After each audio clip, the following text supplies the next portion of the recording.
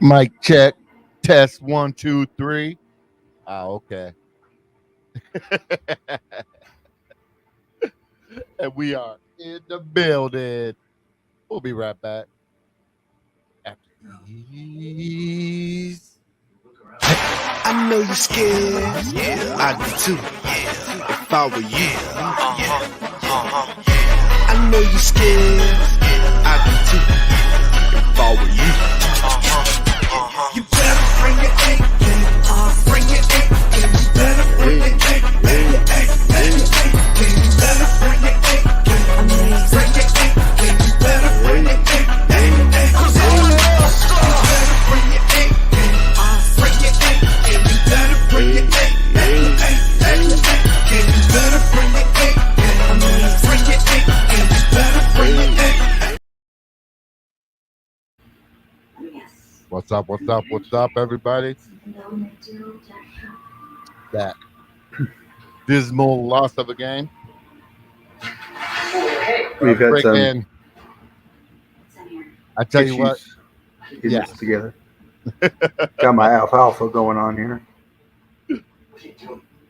Some positive. Chandler needs to be RB1. Madison needs to be RB2. I think that duo and that setup will establish the run game.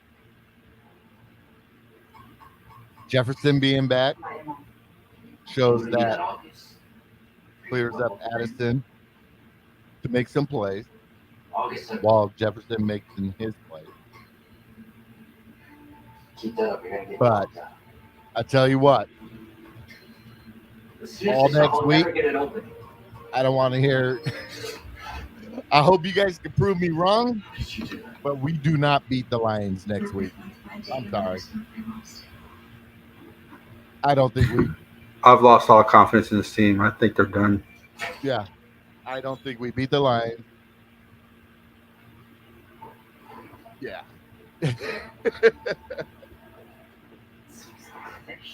As I said in the last show, during regulation, you can say whatever. Defense gave up 21 points, blah, blah, blah. But the offense wasn't continuously scoring points. But when it came down to it, and we went to overtime, the defense stepped up and did what they had to do and gave the offense the ball back and a chance to win the game. Now, people could be split hairs on whether we should have kicked or go for it.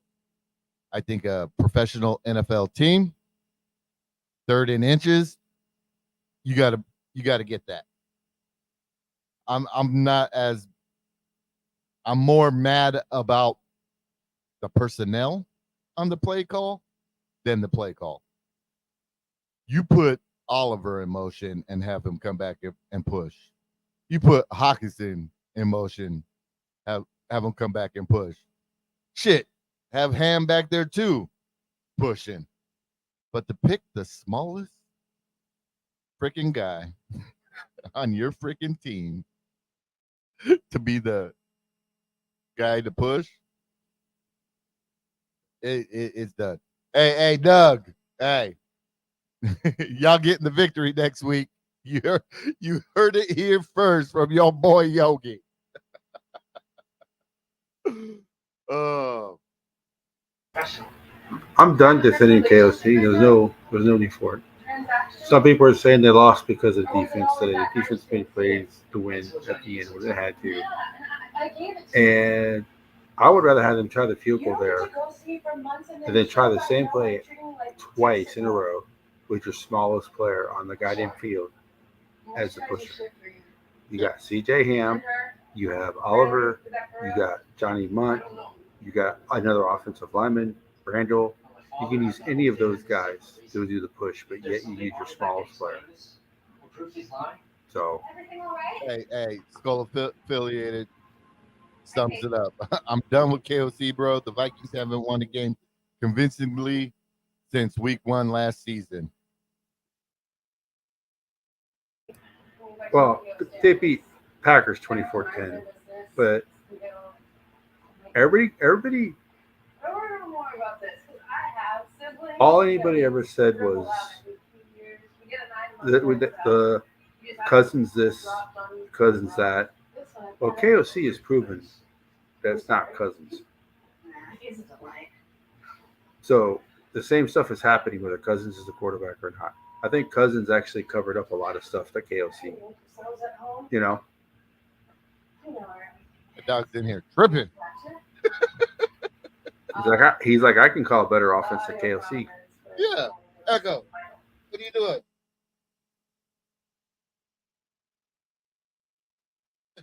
Lay down.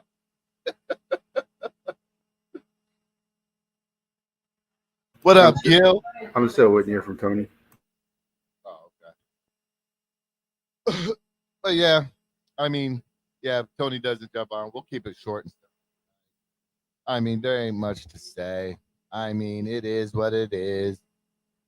I mean, as much as Vikings fan, I mean, I think about it. All the stuff that people talk about KOC, talk about Kirk Cousins. I think the Vikings and KO. I think they win in spite of KOC when Cousins is quarterback.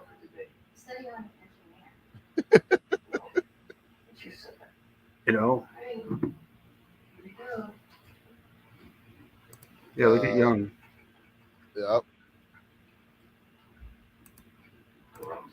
I mean, granted, if Mullins doesn't throw those 2 picks, the Vikings win this game. So, I mean, KOC did have his moments. I was praising him for actually running the football.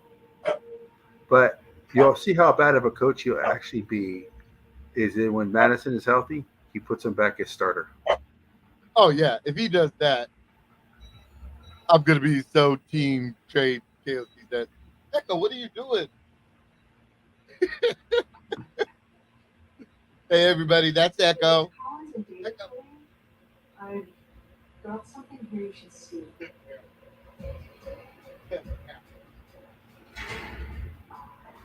Yeah. So that dog right there, I tell you what, at the old house, that little fucker caught a rabbit. So one night I was sleeping, y'all. I was sleeping. The whole night I was just like, what is that smell? It was just awful. Kept my normal routine, having to get up in the morning to go pee. Then finally, when the sun was starting to come out, bruh, and there was light, I was like, what the fuck is that smell? I lifted up my damn pillow. Are you sure? My damn dog had caught a rabbit and put it under my pillow for me. And I was sleeping on that shit the whole night. He brought the leader the back a gift.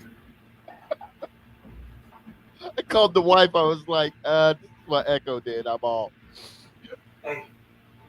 She's all, well, just watch this stuff. No, I'm throwing that shit away. I'm throwing the pillows away. I'm throwing the pillowcases away. Yeah, so yeah, that's gross.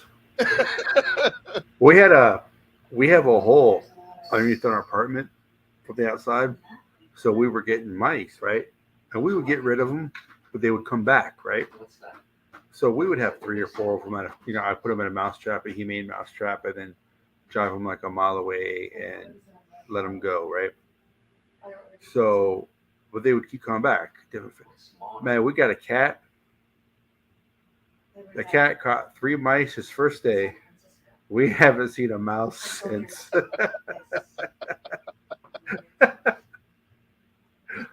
He's like, I look at my cat, I look at my dogs, I look at my cat. I go, hey, doggies, the cat has been here 2 days. He's already caught 3 mice. So he's pretty much earned his keep. What the hell do you all do? Yeah. Oh. Nothing. Yeah. I mean, I did my rant earlier today. I got it out of my system. Yeah, the did not play well today, but I have no confidence in KOC at all. None. I mean, I don't even. Josh Dobbs was throwing high. Yes, I understand all that, but I don't even blame him because KOC was not using him the right way. KOC was trying to make him a pocket passer. He's not a pocket passer. Yeah, and shit, Frozen brings it up. I mean, we are bad at sneaks, but we didn't even need one. Facts. Yeah, exactly. Chandler was playing balls out Yep. all freaking game. Hand it off. Yep. You can't run a sneak with someone who's got more chicken legs than Cousins. And JD Brown 24 brings it up. We depend on the Broncos to help us. That's true. We don't deserve to be in the playoff. Even though we'll probably end up. Well, I don't know. No, we can lose the next 3 games and be out the playoff. I don't know. I don't think I don't have confidence that they're going to beat anybody right now. Oh. I mean, the defense was like Oprah today. You get a first down. You get a first down. You get a first down. I mean, 3rd and 21, 3rd and 18.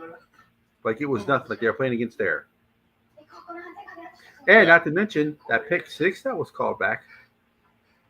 Oh yeah, you got lucky with that. Yeah. So, I mean, it's ridiculous. It was a bad game.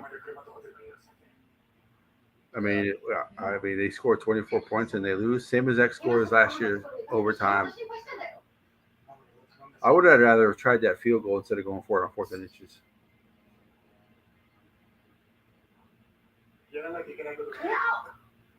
I don't hate Greg Joseph as much as everybody else does.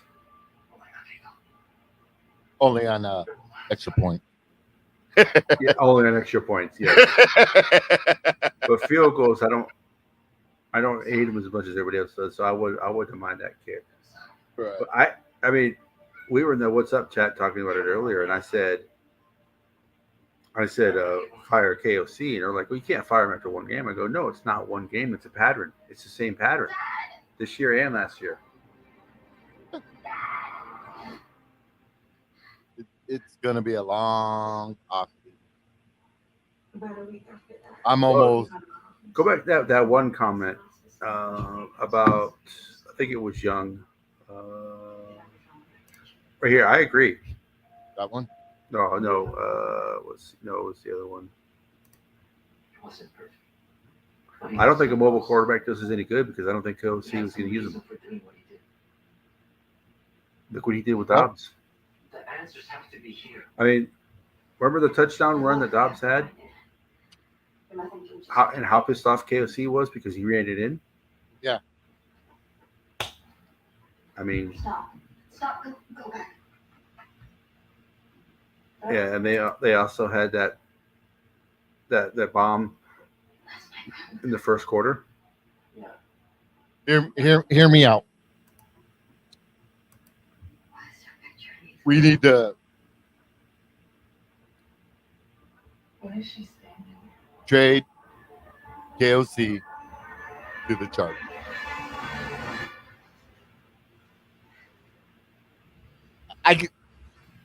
He wants a Kirk Cousins style quarterback. You got one with the Chargers. Go take your non-aggressive offense to the Chargers. So this is Elvis. This is the mouse catcher, everybody. He's an asshole. He hates being held. He wants attention, and he wants attention on his terms.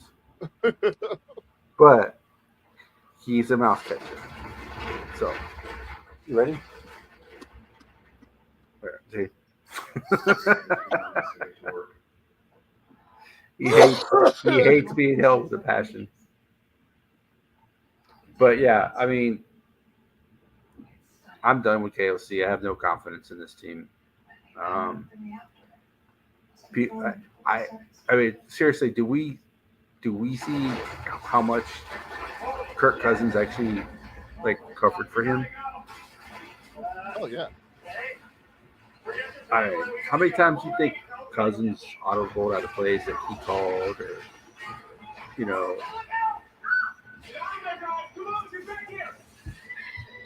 So Skull Affiliated said, I wouldn't be surprised if JJ requests a trade. Now, I wouldn't be surprised either, to be honest. Because after a while, the players are going to see, you know, he took that long to bench Dobbs. They can see tight. If now, I bet this will.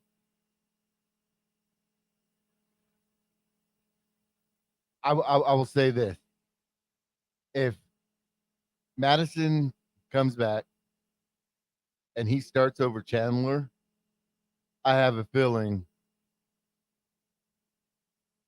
that's going to upset the locker room. I know it upset my locker room when Chandler is clearly the better, should be the starting running back.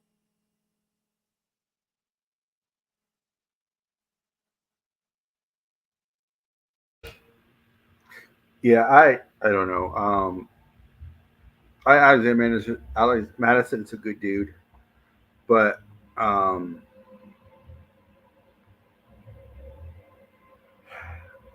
he's not a starter. So we'll find out how good of a coach. Like I said, we'll find out how good of a coach he really is. If he puts Madison back in as a starter, then then we know where we stand. Um, this was just a loss by everybody on the team. The defense didn't play well. It's like as soon as they got up 17-3, it was like, okay, let's just play shell defense. Mm-hmm. Let's play not to lose instead of winning. Now, did KOC tell Flores to change the defense? Say, hey, let's just protect the lead. Because even though Brian Flores is the defensive coordinator, he's not the head coach. If the head coach wants him to, protect the lead, you know, you're not going to defy your head coach. You know, I don't know if that's what happened or not. I'm just saying, it could have, but it just seems like every time there's a big lead, it doesn't matter who the quarterback is. It just seems they they give up the big lead. Yeah. And if Cousins was playing, people would be like, oh, it's as Bob said. And I know Bob's joking, but if Cousins played this game and they lost the way that they did, Cousins would be the one who everybody blames for it. I told people, I said, you guys don't realize how good Cousins is and what Cousins actually does for this team. Now, like I said, he has his limitations. We all understand he has his limitations. There's things that he just doesn't do that he should be able to do, but he just doesn't do them. But I think he's proven that he's better than people think he is. He covers up a lot of the bad play calling, I should say. I don't have any confidence in. I don't have any confidence at all in KOC. You just can't call that play 2 times in a row. Like I said, I gave him praise earlier for running the football. He actually ran the football today. I praised him for that. But what's the point of running the football earlier when it's not the play call. It's not the fact that he tried to run the sneak. It's the personnel he had to run the sneak. And then on 4th down, I would have tried to forward the field goal as opposed to trying for it again, especially with calling the same exact play. And it looked like Brian Flores was trying to tell him to call timeout because he knew how the defense was set up that it wasn't going to work. And KOC didn't listen to him, but KOC says it's going to be a collaborative effort. It's not really a collaborative effort if your defensive coordinator says, hey, that's not going to work. And I don't know. Does he have 1 or 2 more years on his contract? He signed him and Kwesi both signed a 3-year contract. So he's got 1 more year? Yeah.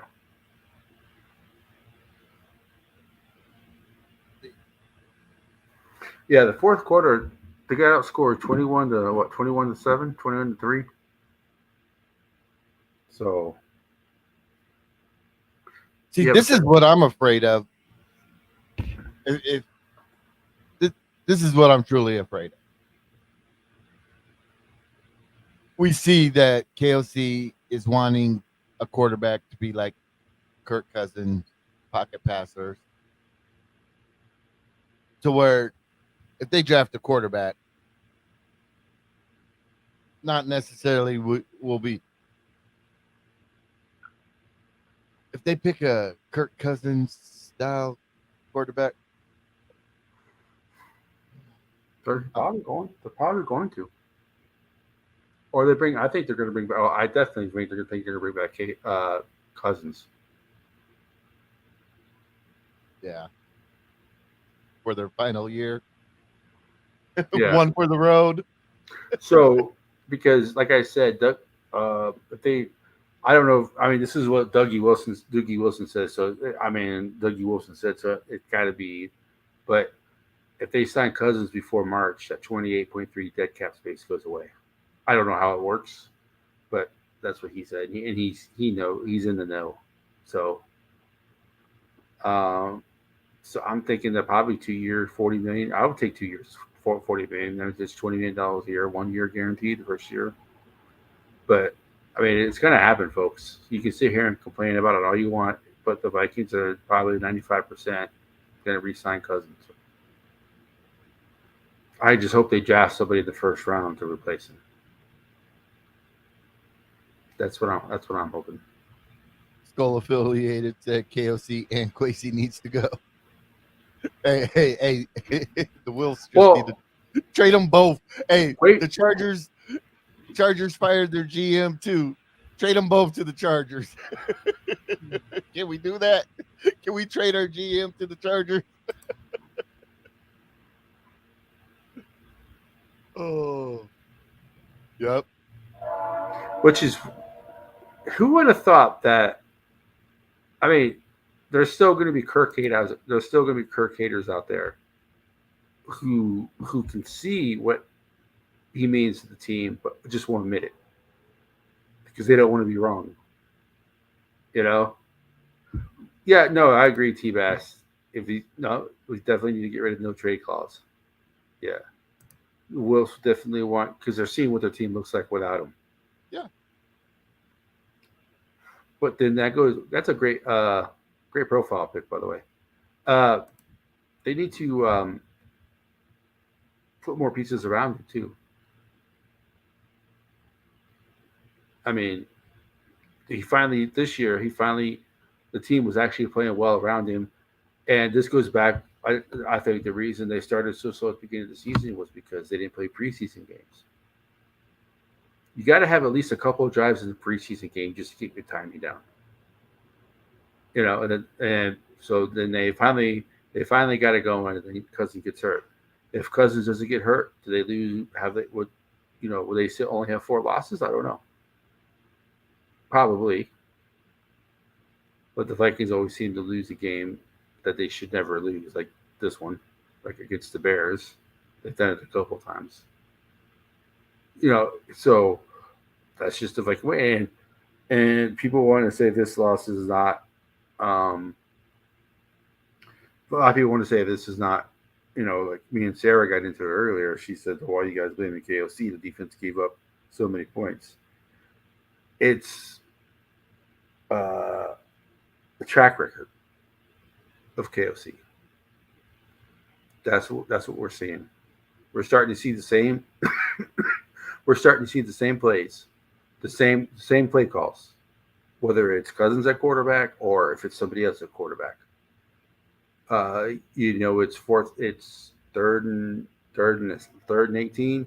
You run a pass play to the tight end underneath at 3rd and 11. Is that Cousins' fault or is that KOC's fault? Everybody wants to bring up that 4th and 8 play in the playoffs where Kirk Cousins threw it 3 yards. Well, it looks like the same plays are being called. Yeah.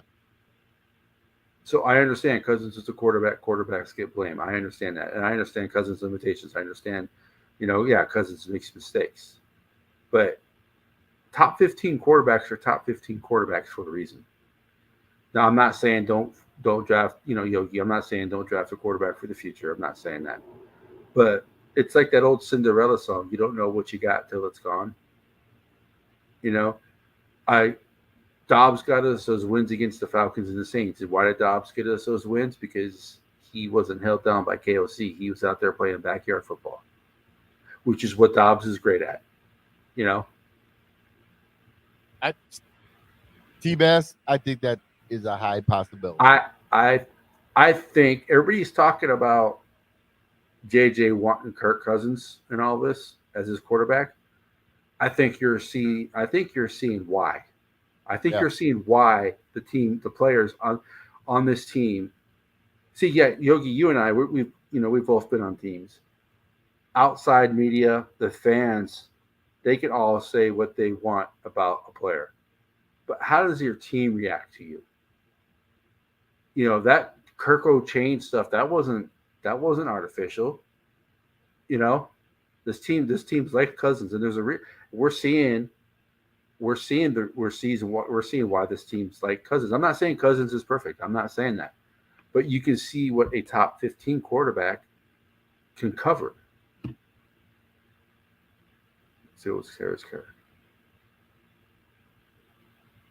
But Sarah, what I'm saying is, see, there we go. It's not. It doesn't go back to the one. It does not go back to one position. That's my point. Coaching matters. Other positions matter. And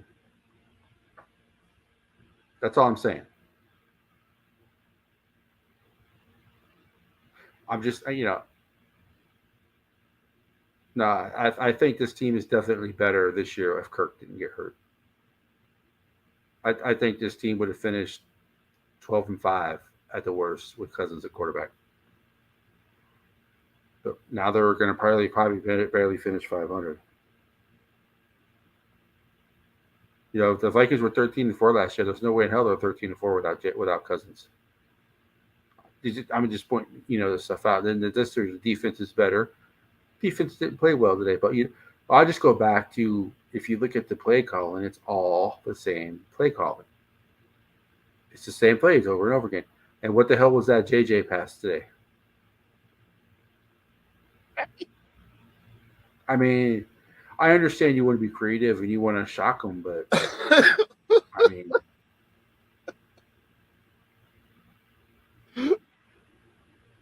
yeah, JJ's worth 3-round picks, but the Vikings aren't going to get it. That's why JJ Yogi, you did a mock draft with the trade for JJ, and you didn't get 3 first-round picks for him. No, only when I forced it. Right. You got a first, a second, and a third, and a fourth for the next year. To me, that's not enough for JJ. What up, Chaotic 221? Skull, baby. That's what we're trying to figure out.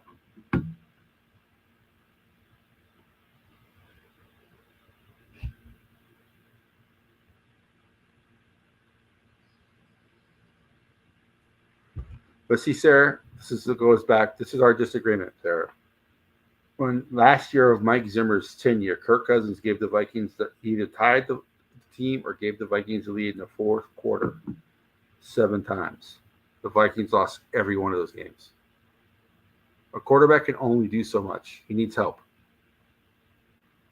And that is all I'm saying. Exactly, T-Bass. Oh, wait. What did she say? Who's to say we would have won with Kirk? Shit. We would have won with Kirk tonight. I'm going to say it. They would have beat the Bears. We would have won if Kirk Cousins was healthy and playing. We would have won tonight's game with Kirk Cousins. And y'all know me. Sir. We said today that the defense is to blame. We said that. But KOC's play calling is the same. He calls the same plays. It doesn't matter who the quarterback. Dobbs played awful. Why? Because he tried to turn Dobbs into a pocket passer, and Dobbs is not a pocket passer. When was Dobbs good?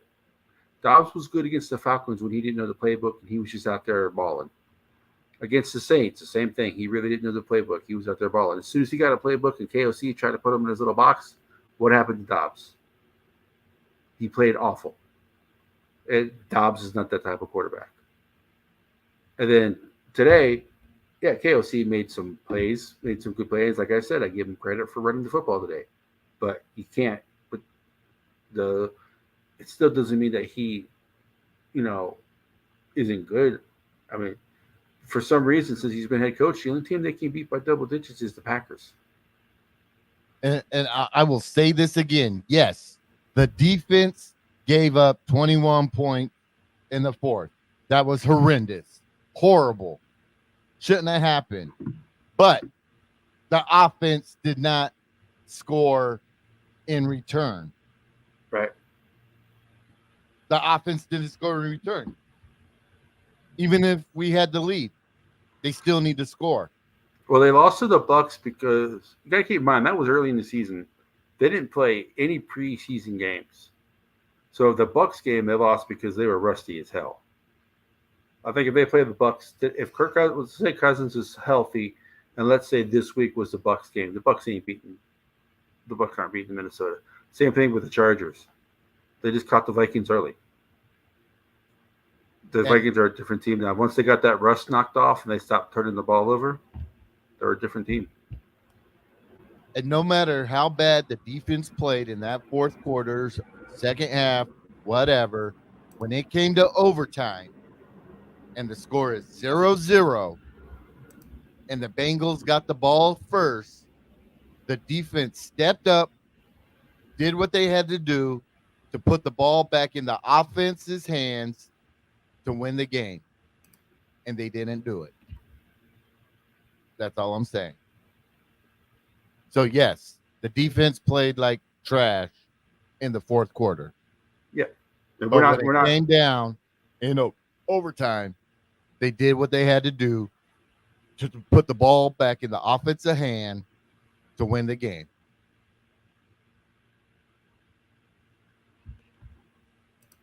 Like I said, Sarah, you can blame Kirk for everything. You can go ahead and do that. That's your prerogative. We're just going to disagree. I mean, everybody talks about how good Mahomes is doing right now, but how good Mahomes is. How are the Chiefs looking? Hey. People can say what they want to say about Bellamy or if that's the enemy. Yeah, Bahitami. That Chiefs offense, aren't they averaging like 10 less points a game without him being around? Yeah. And the Chiefs don't look good on offense. They got the best quarterback. They got the best player in the league. And look how they're looking. Why? Because even the best players in the league need help. Tom Brady's great. Greatest quarterback of all time. He still had help. Those defenses were awesome when he won Super Bowls. He may not have had the best receivers, but they could catch. I mean, it's not all. Everybody likes to say the quarterback position. Yeah, you have a great quarterback. Yes, you have a rookie quarterback. Yes, I mean yes, but it's not. I mean, it's a good quarterback can cover over bad coaching, and you can see that KOC is calling the same plays, whether it's Cousins or whether it's Dobbs, whether it's Mullins. The only difference is you can see the difference that Cousins has as being a top 15 quarterback as opposed to these backup quarterbacks. They're backups for a reason. Because Cousins would be a starter on pretty much almost probably what you would say more than half the league. Cousins would be a starter. Yeah. So I'm not saying Cousins is a top 5 quarterback. I don't think any of us on this have ever said he's a top 5 quarterback. He's not. But he's definitely top 15. And that's a hard piece to fix, a hard piece to replace. And I said it before. I said Cousins does more than people give him credit for. Yeah. Especially when dude ain't it his ribs and everything that was all jacked up? What was that?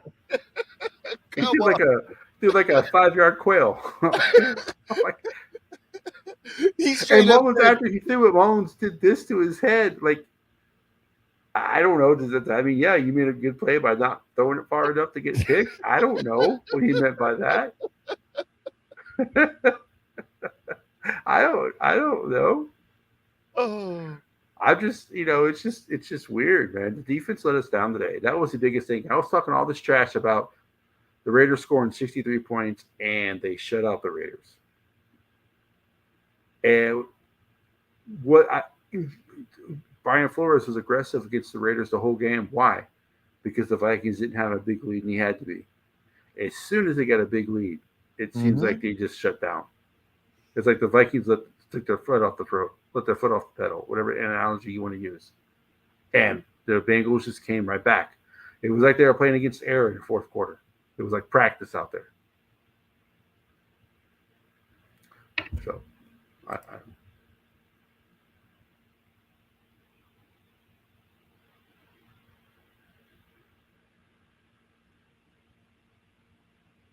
yeah, that's chaotic. That is all I am saying. If Kirk Cousins was the starting quarterback today, they would have said it was all Kirk Cousins' fault, even though the defense gave up in the fourth quarter, gave up 21 points. But Kirk Cousins was the reason they gave up the 21 points in the fourth quarter. That's what I'm trying to point out to everybody who's in the audience right now who blames Kirk Cousins for everything. The same thing that happened today has happened when Cousins was quarterback. The defense has given up more than 20 points in the fourth quarter, and it's Cousins' fault because he didn't go drive the team down to win the game. And that's what I'm saying. It's the same issue. So is that a player issue or is that a coaching issue? And that's why I'm saying it's a coaching issue because it's the same thing.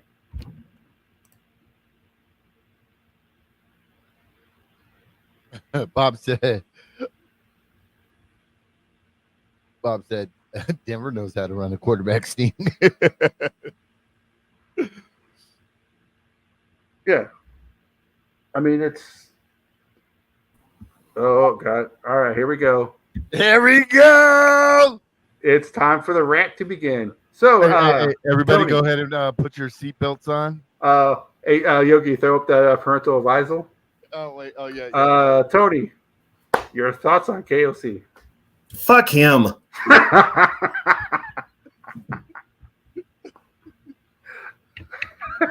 I was only going to be on for a little bit because I got some shit. This is a short going on around here. This is a short show. We would have been off already if you weren't coming on, but yeah. I'll tell you what.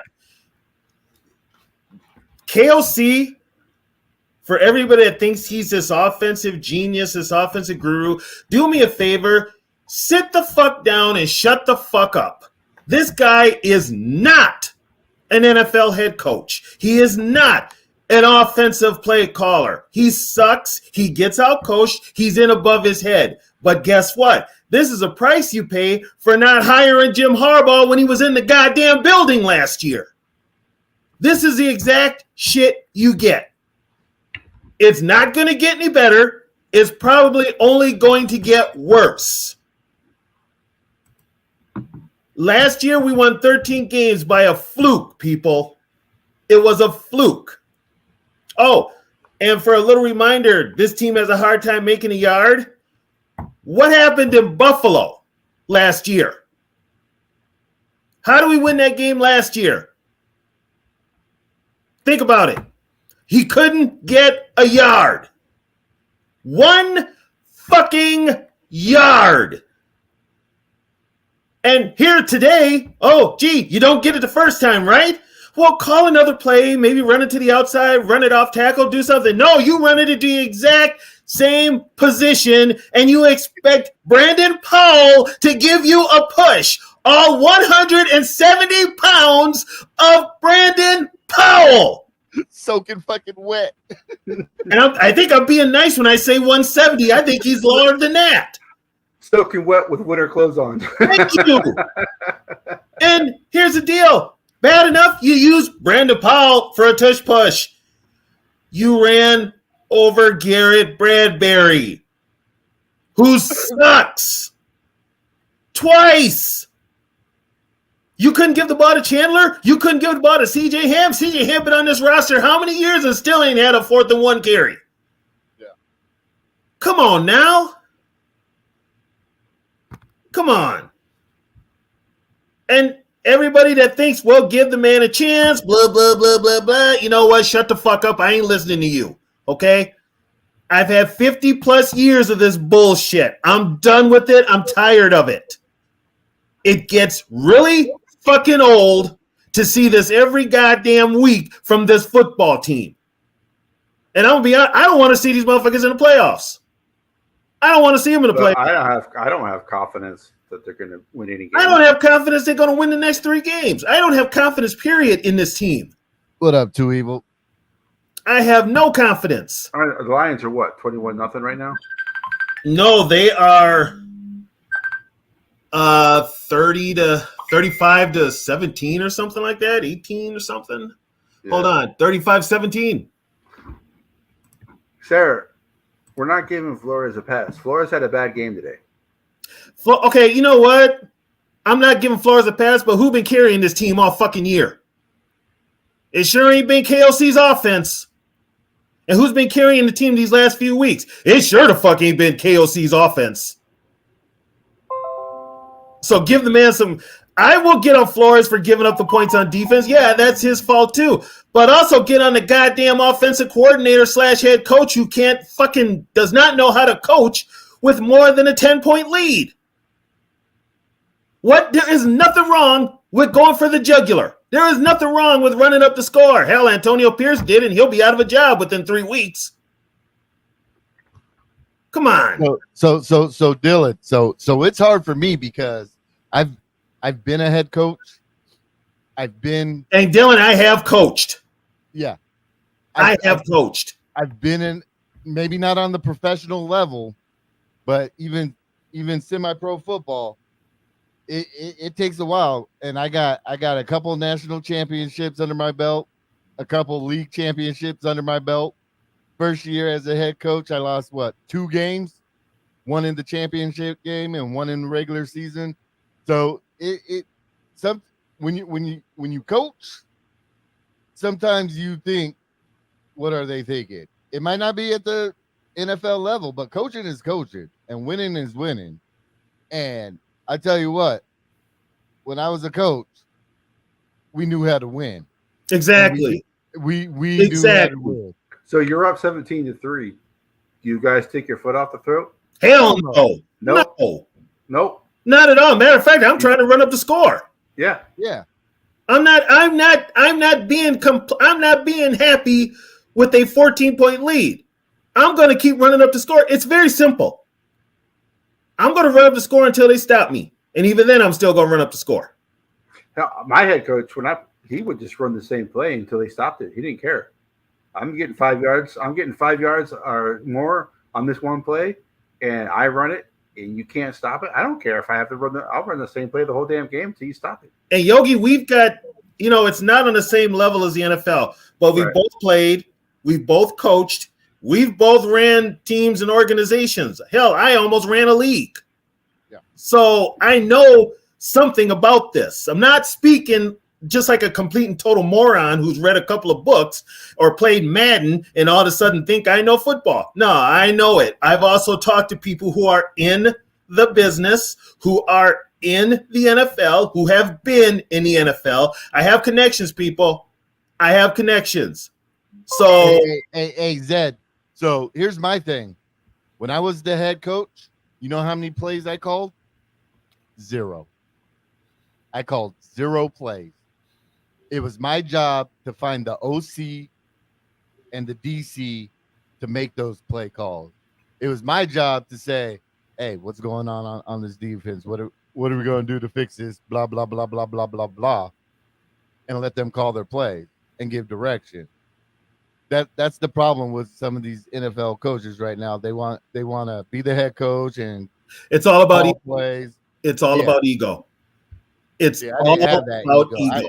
Shit, I'm not an OC, but I sure I as mean, hell as like a can. head coach, you could be like, you would offer suggestions like, how about running the ball here and stuff like that, right? But Like, here's the thing too. And the Vikings, the Wolves have done this now twice. The Wolves have hired offensive coaches at head coaches that have never called a play in their lives, in their NFL coaching career. They did it with Childress, and they just did it with O'Connell. I hate to give Zoe credit for anything, but Zoe did say KOC is Brad Childress 2.0. And he's right. He said it before me. I was going to say the same thing, but yeah, he's right. Yeah. He's exactly right. You know, it's just when you're up 14 points, and then all this, you know what? It's like he gets like a deer caught in the headlights. He don't know what to do with a big lead. And what does that do? It puts a lot of pressure on a very young defense. They're young. Yeah. They're going to make mistakes. And this is different because I don't want people to clap back at us and say, but Tony and Catch, you said that during the Packer game, you know, KOC having Cousins throw the ball is the reason why he got when he should have been running. No, there's difference because that game, I think there was 7 minutes left in that game was late in the fourth quarter. Late in the fourth quarter. This is still the third quarter we're talking about. This is still the third quarter. Right. There's certain if you know anything about football, people, you know there are points of the game where you do certain things. Yeah. It's called situational football, which obviously this idiot we got for a head coach doesn't even know that. Bob, I have no confidence that they're going to win out. They're not going to win out. After today, I have no confidence. They're not going to win out. And think about it. I hope the hell we're wrong. Right. But I'm realistic. I'm always going to cheer for this team to win. Okay, guess what? I got one for you guys. Do you really want to see this team in the playoffs?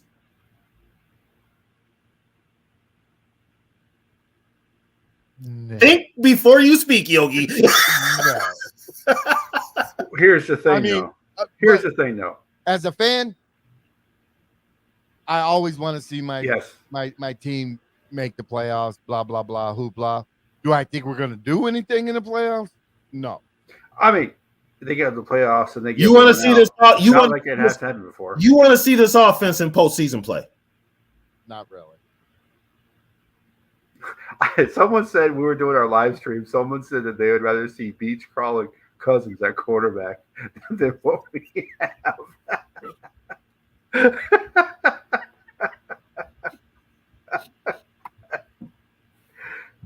Because I'm Team Daniels right now. That's all. That's all I'm worried about. I am team. Let's just get this season over with. Here's the thing, Yogi. Can Jalen Daniels be a pocket passer? Yeah. He probably could. It depends on who is coaching. Oh, by the way, people, guess what? If O'Connell's here, do you really want him coaching the next young quarterback? Well, it don't matter because they're going to re-sign Cousins, and this is going next year. We cut KOC's last year. You know what? And guess what? If they re-sign Cousins, they're just on the hamster wheel. That's all it is. It's the same shit, different year. It's not going to change. They're not trying to get better. They're trying to stay status quo because status quo sells tickets. That's all they're doing. That's all they're trying to do. And until they get off the hamster wheel, they're going to have to be bad before they're good. That's been said before, and it's true. You can't stay in the hamster wheel. After watching this, and Sarah and I have already gotten into arguments about this. After watching this season and seeing the quarterback play and seeing what's actually happened, I think Cousins covers up a lot of KOC shit. Yeah, and you know what? KOC is and Cousins got hurt because of dumbass KOC. Right, that's what I'm talking about. I think Cousins covers up a lot of stupid shit KOC does. That's what I was trying to tell people. A top 15 quarterback is a top 15 quarterback for a reason. But I'm not saying, like, you know, Tony, you and I have talked about this. We both agree that Vikings should move on from Cousins. Yogi, can you get that goddamn mock draft off the damn screen? But it's like, can you at least wait until week 17? For God's sakes. We don't even know who's staying and who's going. I know what quarterback we're about to pick. Let's see here. God. Here's a question for you, Tony. I have no problem with the play call, but why did he call the play down there? Why did you call the play, period? You know, here's another thing. Why don't you give Ty Chandler more? Why didn't you give him more carries than you gave him? Why are you throwing at the goal line in the first place? You're lucky that Addison caught that pass. Yeah, first time we've had a 100-yard rusher all year. Yeah. You know, just keep pounding the rock. But we've got a quarterback who what he did today, Ty Chandler could have been the star of the game. This could have been his game. This could have been his moment. He took that away from him. See, this is a disagreement Sarah and I have. Cousins has not carried this team for 6 years. And if he's carried this team, we did shit while he's been here. I'm just saying it's more than just a quarterback this team has issues with. That's all. This team has issues from top to bottom, and it starts with the head coach. It starts with the attitude. This team, and I've said it before, is too damn soft. Yep. They're too soft. They don't play with no urgency. Hell, the defensive backs today were bouncing off of players like they was trying to arm tackle everybody. Come on now. Wrap up. Hit somebody. You're in the NFL. You're getting paid to hit somebody. Hit somebody. Pace got ran over on the goal line. And that's where his size probably did him in. Yeah. That's where his size did him in.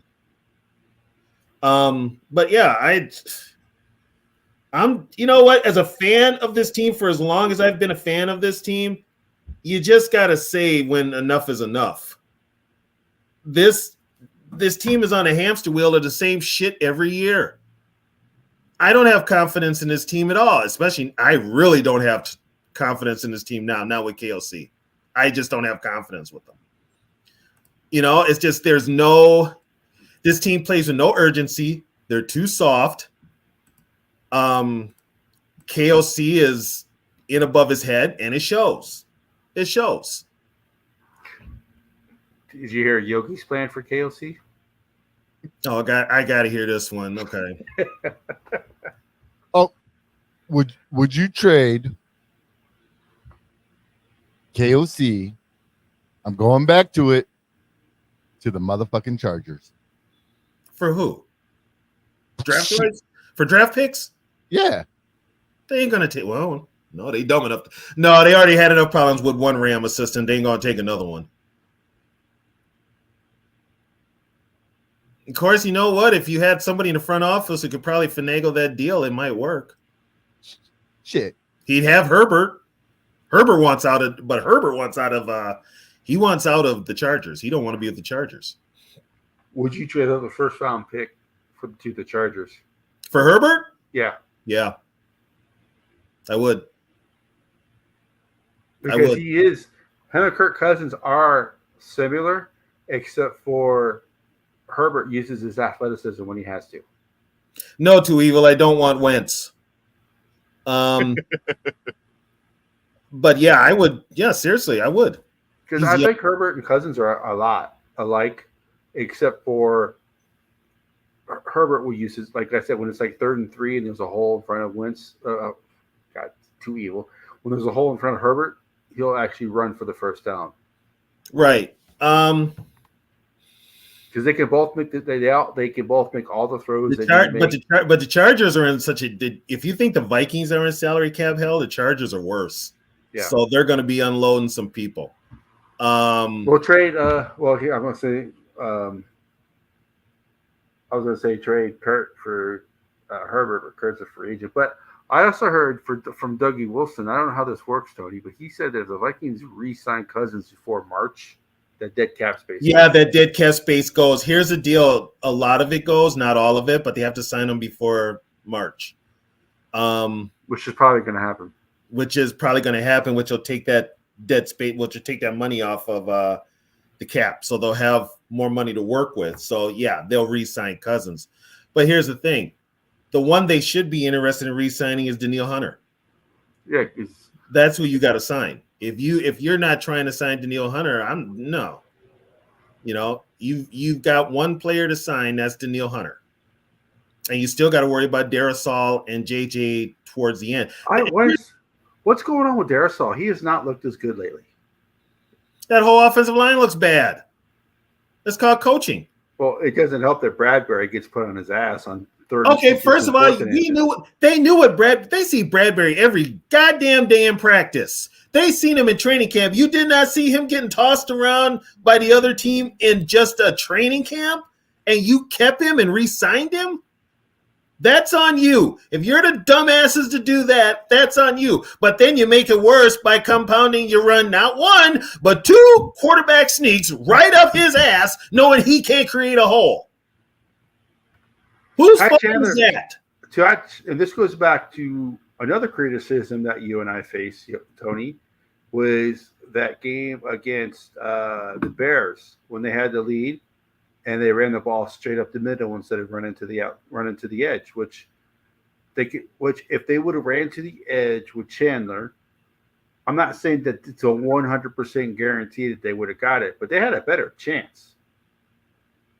Oh, and when they had the lead, and they ran those two plays up the middle against the Bears. Yeah. I didn't like those play calls either. And then your punter gives you like a 16-yard punt after that. Yeah. But today, why not? Ty Chandler was balling today. Why not give him a run to the edge? And then KOC does not like running backs. Why would the kid shine today? You took his shine away and you put it in Nick Mullins' hands? Come on. What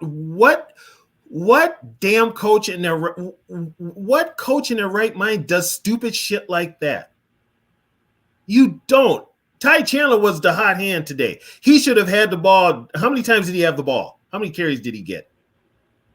I got to look it up. But it's he should have had more than that. Yeah. He should have had more than that. You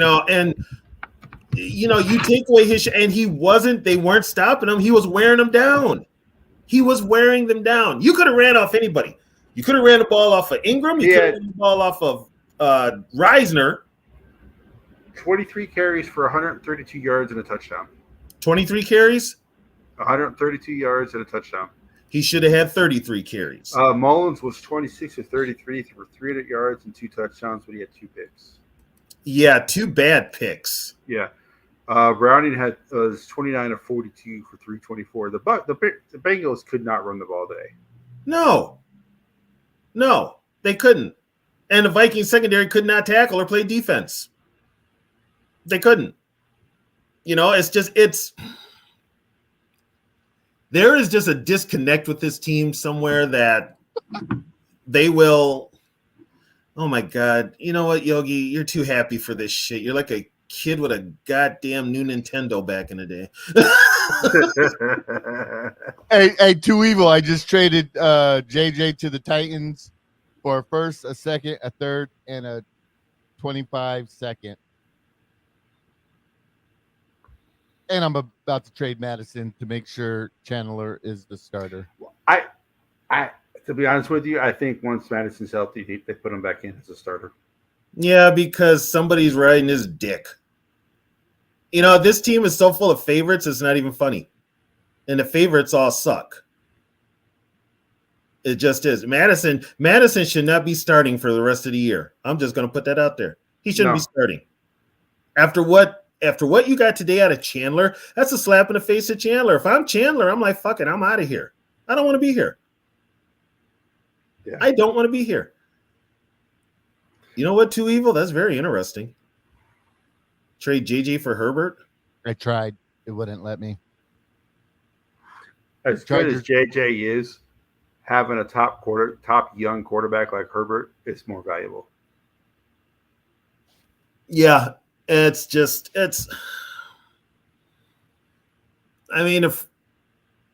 frustration. You sat there, we watched this game today, we got a 14-point lead, and fuck. We were feeling good during the live stream. I never get confident. I never get comfortable with this team. I can't. And they proved to you why you can't get comfortable. You can't. you're at the 1 yard line. What the fuck are you doing throwing the ball? Did anybody see the Super Bowl where the Seahawks decided to run the ball at the 1 yard line and they had Marshawn Lynch in the backfield and look what happened to them? Yeah, they threw it. Pick interception. It's like it's just, and I'm done defending this guy. Here's the thing. KOC here in the Twin Cities will not be held to the fire. He will not. He will get up there and say the same damn thing. Not since Tomlinson is gone. What? Not since Tomlinson is gone. Chris Tomlinson?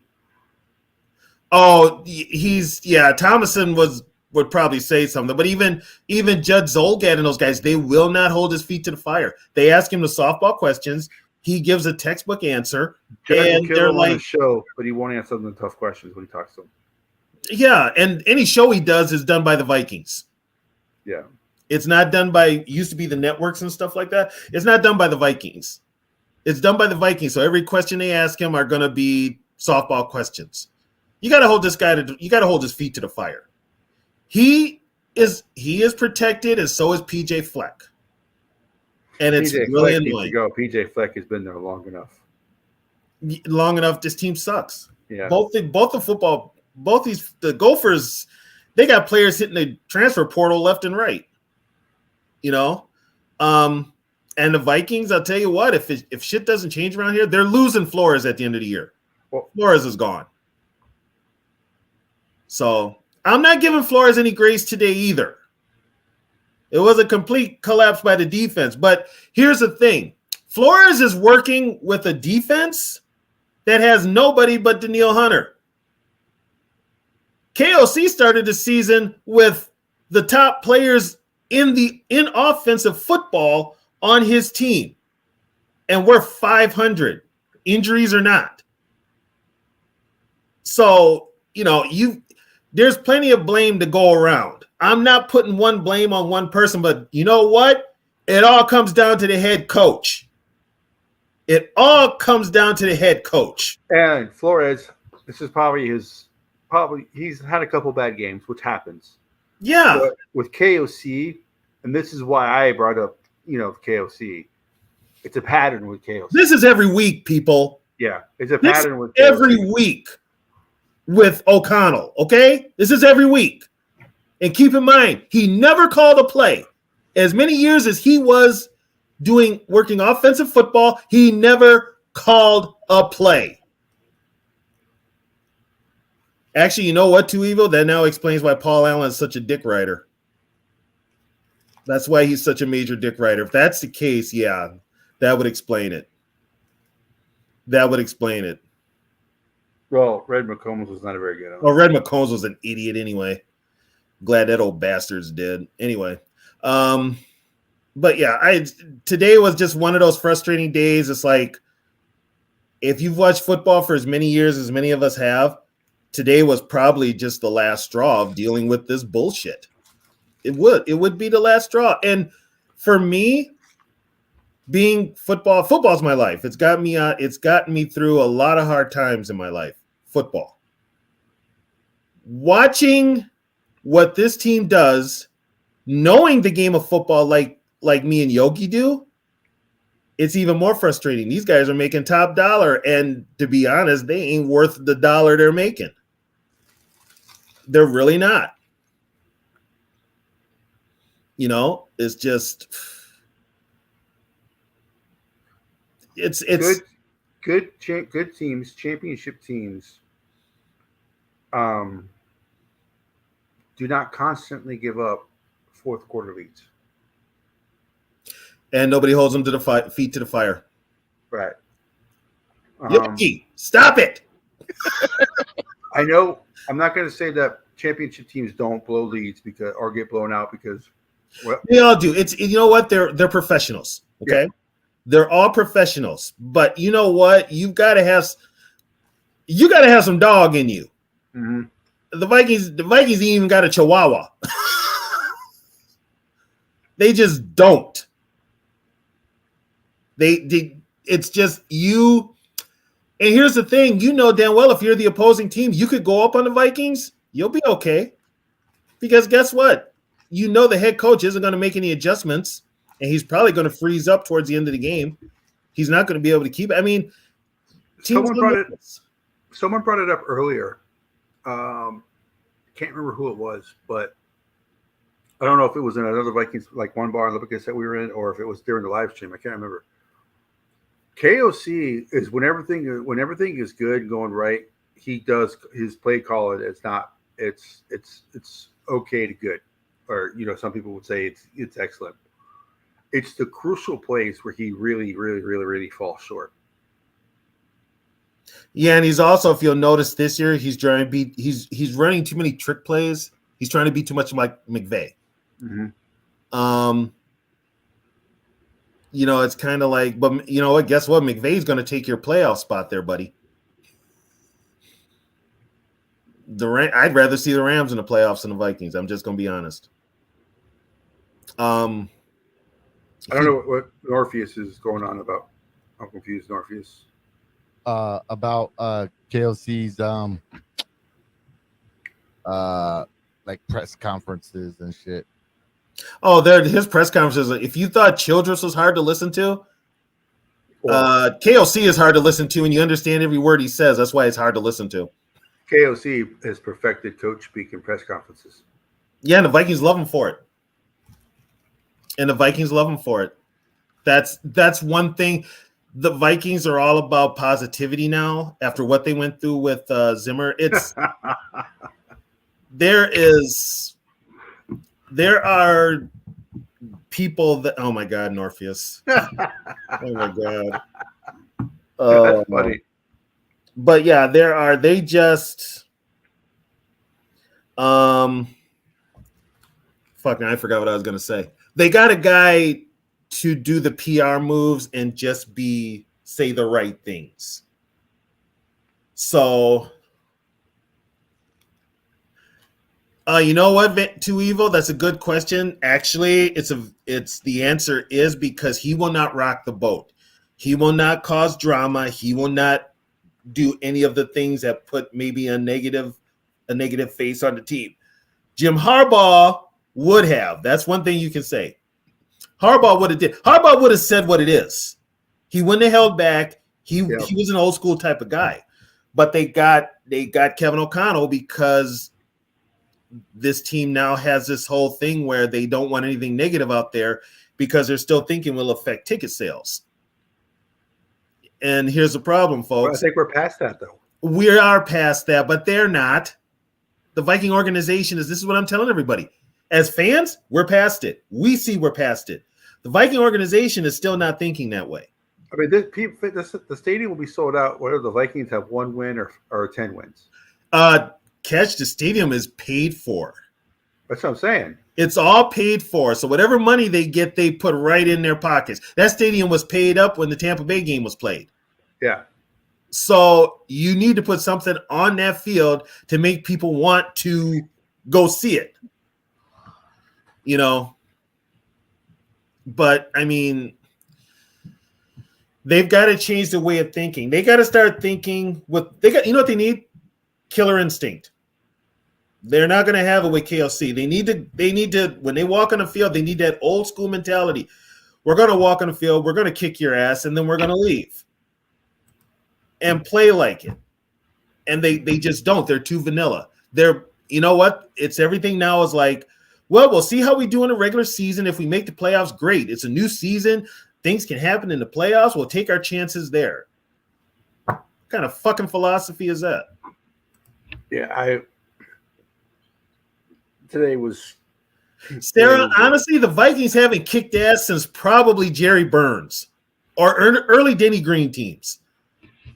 That's probably the last time we've had, like, literally where teams were scared to face the Minnesota Vikings. Well, 2009 was probably the last year because we had Favre as a quarterback, and that was the Favre mentality. And the only thing that scared you was Favre. That's the only thing that scared you. Look at 27. Look what happened in 2017. As soon as the team folded like a cheap chair in that championship game against the Eagles. Well, they got exposed. Case Keenum threw that pick six, and the Vikings gave up. Eagles. And what did the Eagles do? Eagles just kept pounding. If you ever watched the NFL Network, mic'd up, the Eagles knew the Vikings were gone. They were dead. They knew. They said, "Let's just keep pounding them. Let's just keep pounding them. Let's just keep pounding them. Let's keep bombing them. Let's keep bombing them." That's the mentality you have to have. Hey, T-Bass, you're right. A lot of those YouTube channels are backed by the Vikings. A lot of them are. Many of them are, I should say. Yeah. They'll never do it to us. I don't. You know what? And I'm gonna be honest. I don't give a fuck if I get a press pass from them or not. I don't give a fuck. I mean, guess what? I've been cheering for this team since half the motherfuckers in that office were even alive, or before they were even alive. Yeah. Fucking Wills were cheering for the Giants when I was cheering for this team. So guess what? I don't need a press pass. But trust me, I'll get my info. I'll get my info, and I'll get the real info.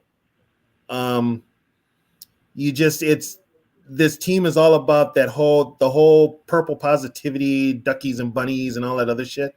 Kumbaya. The kumbaya thing. That's why they're always going to be mediocre and on the hamster wheel. You know, I hate to say, they say Minnesota loves mediocre. It's true. It's very true. Oh, no, you're probably right. Yeah, and you probably do win it next week. You probably do. I think the players are probably like, fuck it. Some of these players might be ready to get out of here. They just might be. But yeah, I put enough into this team as far as being a fan. I don't spend money on them anymore. If I buy anything now, it's usually from a collector, old school stuff. I don't buy too much of the new stuff. One, I don't like it. But I've put enough time and effort and fandom behind this team to not get anything back. And, you know, and they're more than content to put out the same shit week in, week out and be like, yep, this is our team. Keep cheering us, keep yelling Skull, and we'll be there for you, blah, blah, blah, blah, blah, blah. You shut the fuck up. Get me a fucking Super Bowl before I die, and I'll be happy. That's not going to happen with the coach we have. You know, I can't deal with this every year. And now with this current regime, now this is all Kevin O'Connell and all Kwesi. So, Zed, my fandom's been questioned because day one, because I don't fucking ride KOC's dick. It's been questioned since day one. I'm not a real fan because I called out KC, I called out KOC, I called out Kirk Cousins, I call out players. I don't give a fuck if you're a fan or not. I'm a fan too, but guess what? I got a right to say whatever the fuck I got to say about this team. Another thing. I've said this before, and I'll say it again. A fan does not have the right to tell another person how to be a fan. No, they don't. So all these people out there saying you're not a true fan, or don't cheer for the team if you don't like it, then whatever. You don't have the right to tell somebody else how to be a fan. Oh, I got. It happens a lot. It happens a lot with the Twins. You can't criticize Rocco. You can't criticize anything the Twins do.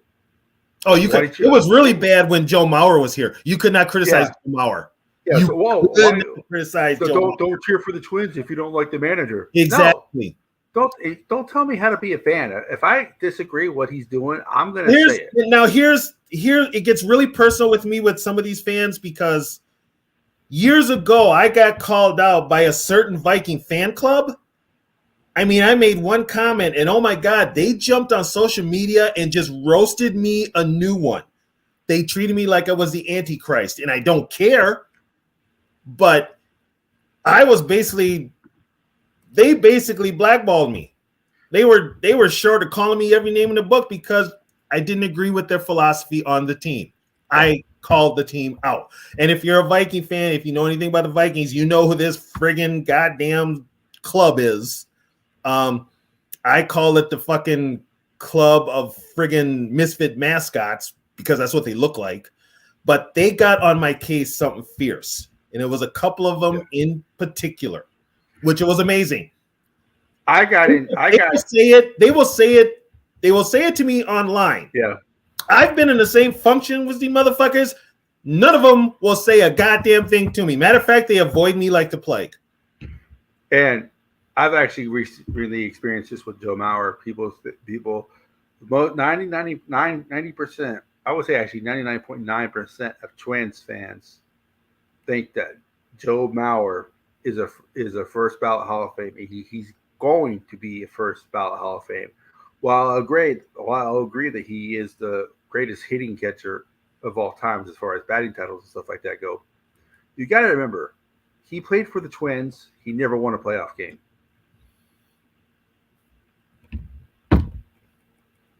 So he never won a playoff series. So they're going to look at that when it comes time for him to be in the Hall of Fame. And that matters. I'm not saying he's not a Hall of Famer, but he's not going to be first ballot because. And like I told people, I told people like with the whole Jim Marshall thing. Yeah, it's not just Viking media voting; it's national media. Yeah, and being in Minnesota, and they're going to bring all that up. That plays a part in it. It does. And you think the NFL voters are curmudgeons? The baseball voters are awful. Worse. It took how many years did it take Tony Oliva to get in the Hall of Fame? Yeah. So that's and I get shit on because what are you talking about? Two big. If I was to make 3 big changes in off season, what would they be?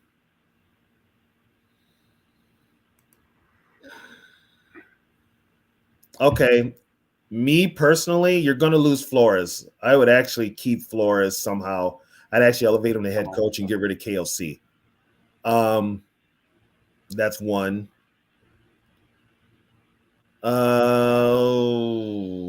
Make a major move at the quarterback position somehow.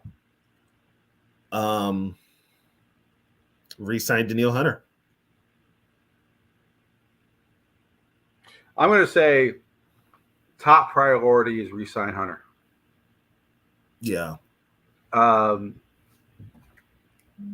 Draft a quarterback, first round. With an asterisk, depends on how the draft goes in the first round with quarterbacks. Does the team give another team all its first round picks to move up? Not being Minnesota. But if you don't pick a quarterback with the first pick, you got to get an impact player on the defensive line. Right. So those are your two, either defensive end or quarterback first round. You have to, especially because you're going to lose. If you re-sign Hunter, you're going to lose one of them. You may lose Jones as well. So you may need to. Davenport's probably gone as well. So, and then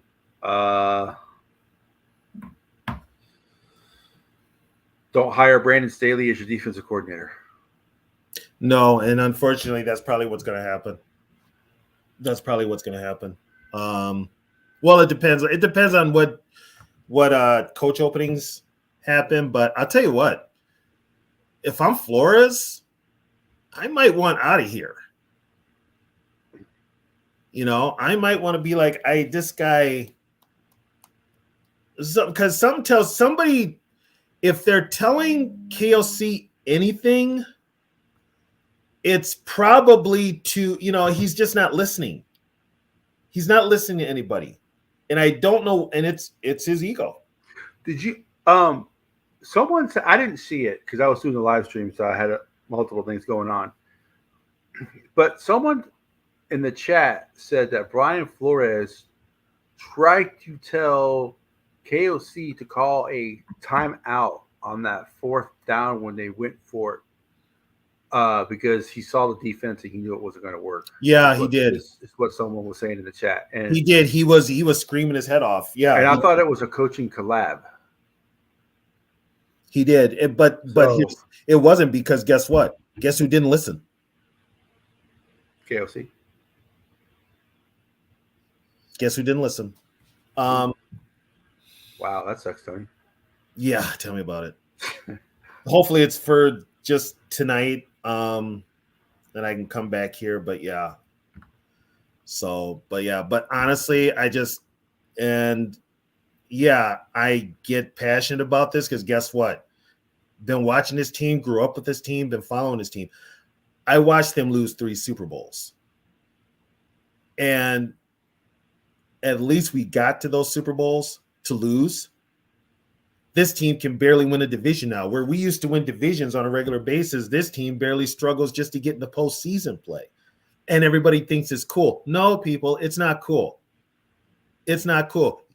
Viking fans have to start thinking we want a title. You have to hold this team to like, okay, everybody right now will accept the fact, okay, we didn't do well. There's always next year, blah, blah, blah. I've been saying that for 40 fucking years, people. 40 fucking years, going on 50. There's always next year. There's always next year. There's always next year. I'm tired of next year. I'm tired of next year. I don't even know if I'm going to be alive to see next year. I want a title now. I want this team to act like they want a title. And I'm not talking division title. I'm talking a Super Bowl title. If this team is not talking about winning a Super Bowl, shut the fuck up. Set your standards higher. But we've got owners, no matter, they throw money into this team and make it look like, oh, we're doing whatever it takes to win and bring a championship to Minnesota. Bullshit. Competitive rebuild only works in college football because it's called reloading, not rebuilding. Competitive rebuild is something that the Viking brass, the Viking PR people out at TCO came up with. They come up with catchy slogans and all this other shit, and you'll hear it in the Viking speeches and all that. Competitive rebuild was something that they came up with last year. So, it's old, people. It's old. And everybody's like, well, there's just one game. It's regular season. They'll bounce back next week. I'm sick of hearing that bullshit. If you're not going to be a Viking fan and hold this team to accountability, that's fine. You don't have to. You can listen to their feel-good fucking pressers. You can listen to PA talking about how good this team really is when it isn't. You can listen to their friggin' purple positivity and KOC's a young, great head coach. He's going to make everything right. Whatever. I'm going to call these motherfuckers out on their bullshit. Score North gets some of the hate that we do because Declan and oh god, I can't remember how it ranked. Oh, Declan, Mackey, and Zolgad. Yeah, Mackey. They also, when the Vikings suck, they tell it like it is. They tell you the Vikings suck. Yeah, their whole slogan was, "We want one Super Bowl before we die." Judd is not as rough because he's got that press pass to get into the stadium. You know what? And Judd, unfortunately, when that whole thing went down with TJ, that hold in, we were going to take his press credentials because he leaked it out there that it was not an injury, it was a hold in. It was indeed a hold in, and it got out. And I know this from, like I said, I know people. The Vikings fired 3 people over that bullshit. 3 people. 3 people lost their job. Man, that's like the biggest ear infection I've ever heard of in my life. God. Yeah, you see how fast it cleared up too. Yeah. Yeah. I'm just saying, Score North gets. That's why they're not the official station of the. They never will be because they are not. Right now, K-Fan. They don't have Polly whatever. They don't have the fucking broadcast version of Artie Lang fucking calling their on their station. But yeah, it's just I can't deal with it anymore. I just can't. Yeah, because think of all the Vikings guys they have on there. They all work for the Vikings. Every last one of them. Brad Lieber, Lieber. Lieber's see, here's the thing. Lieber is now in the media because he does Twin Cities. He does TV shows in the Twin Cities, but he's got good graces. He still gets Viking news, so he'll go on there and he can still get his press credentials. Well, he still does sideline reporting, still doesn't he? For the radio? Huh? He still does sideline radio, right? Radio sideline reporting. Maybe in preseason, yeah. But then they also have Ron Johnson.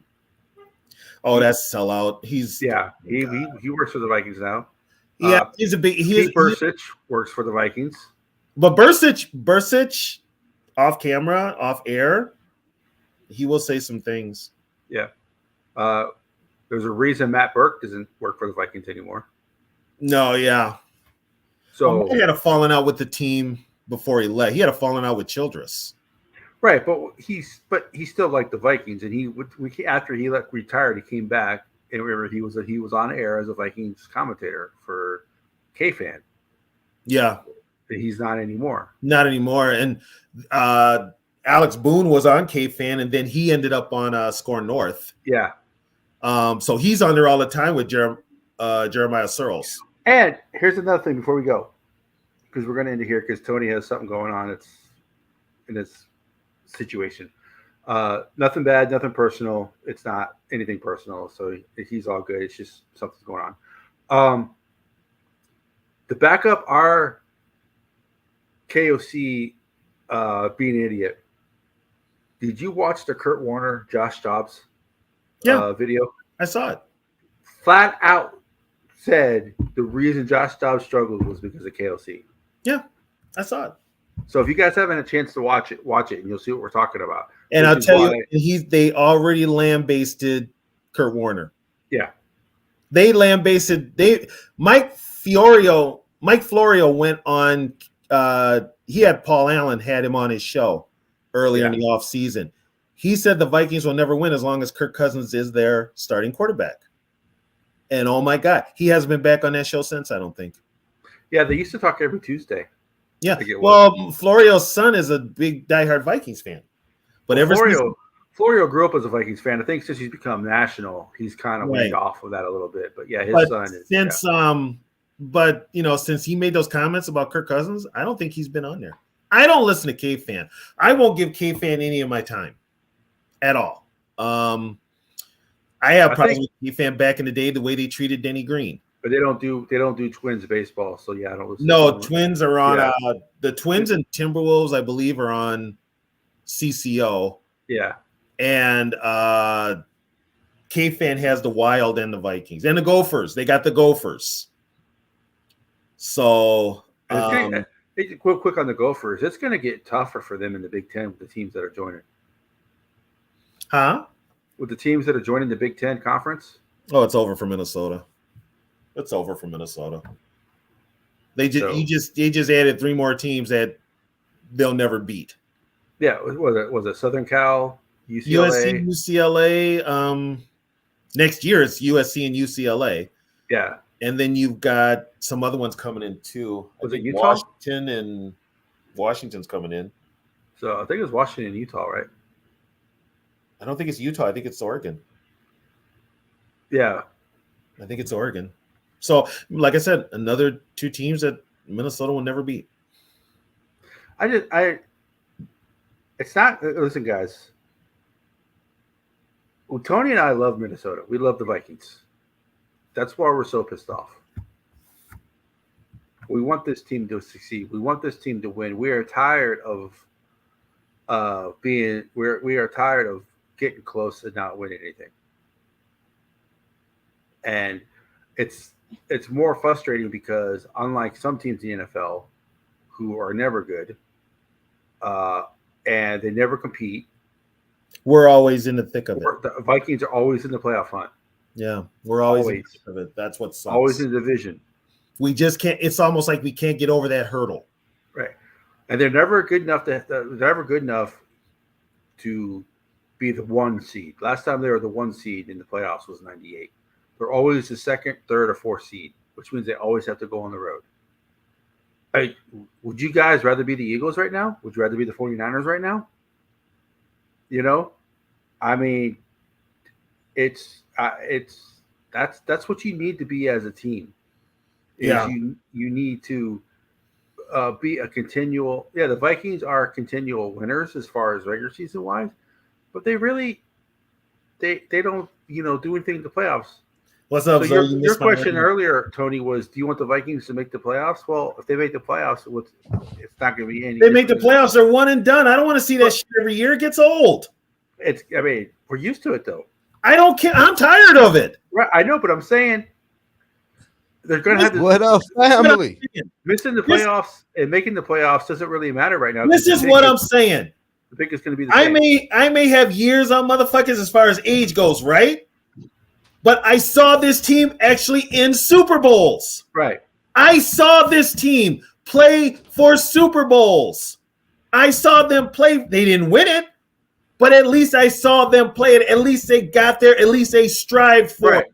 Right. No, I'm not saying I want this team to always win. I'm never going to cheer for them to lose. But I know what's going to happen in the playoffs when they make the playoffs. I'm tired of the fucking method. It's like you're on a hamster wheel. It's the same shit every year. No, but what I'm saying, to me, it doesn't matter if they make the playoffs or don't make the playoffs. What's going on? What are we talking about? What do you think, Zoe? You're late. What's up, family? What up with y'all? You're late. They done almost burned down my apartment building, and I can't stay here much. I got to leave tonight. What happened? I had to jump on. There was a fire in one of the units. But I had to jump on and say something because I had to get this off my damn chest. But I'm tired of this shit, dude. I done went off. I went off for like 45 minutes to an hour. We almost won. Have another drink, Zoe. Almost only happens in horseshoes and hand grenades. Yeah, have another drink, Zoe. Hey, I'm just hopping on, man. Have another drink, Zoe. At the end of the day, I don't care if nobody say this shit fall on KFC, man. Frozen, that's probably the most hype you probably ever seen me. Yeah, it's you're just, it's just I'm tired of it. I'm tired of the direction. Hey. This team has no direction. I've even had friends of mine tell me that it has no direction. What's up? Hey man, what's up with that the Philly touch push? Oh, you mean that half-ass friggin' special needs tush push? Yeah, why he did that shit 2 plays in a row, didn't he? Yep. They should have used I would have. I mean, they might as well just pulled Greg Joseph off the bench and had him do the push. Yeah, no kidding. Man, listen here, man. I made a video. I don't care what nobody say. The Vikings defense, they played okay. But the offense, man, you scored 1 touchdown after halftime against a defense that was ranked 31st in the NFL. Well, scored 2 touchdowns that day. Todd Chandler had over 130 rushing yards. Yeah, 23 carries. Huh? 23 carries, 132 yards. Yep. And you don't give him the ball on 2nd and 1. You do some shit with Gerald. I mean, who the fuck the quarterback? What was his name? Moon Mullins. Yeah, Nick Mullen. And his ass. And he threw 2 crazy interceptions. Like the first Oh, interception, though, who wasn't even throwing the ball to? Like this shit fall on KLC, man. Last year, the Minnesota Vikings offense was down there horrible for real. They just got lucky. And they got lucky. They had to play. You know what made the Viking offense last year? They were playing catch up for every damn game because they were losing. So they had to throw the football. And they had a decent quarterback. Now you playing with backups, and you got outcoached, and your quarterback got outplayed by another backup.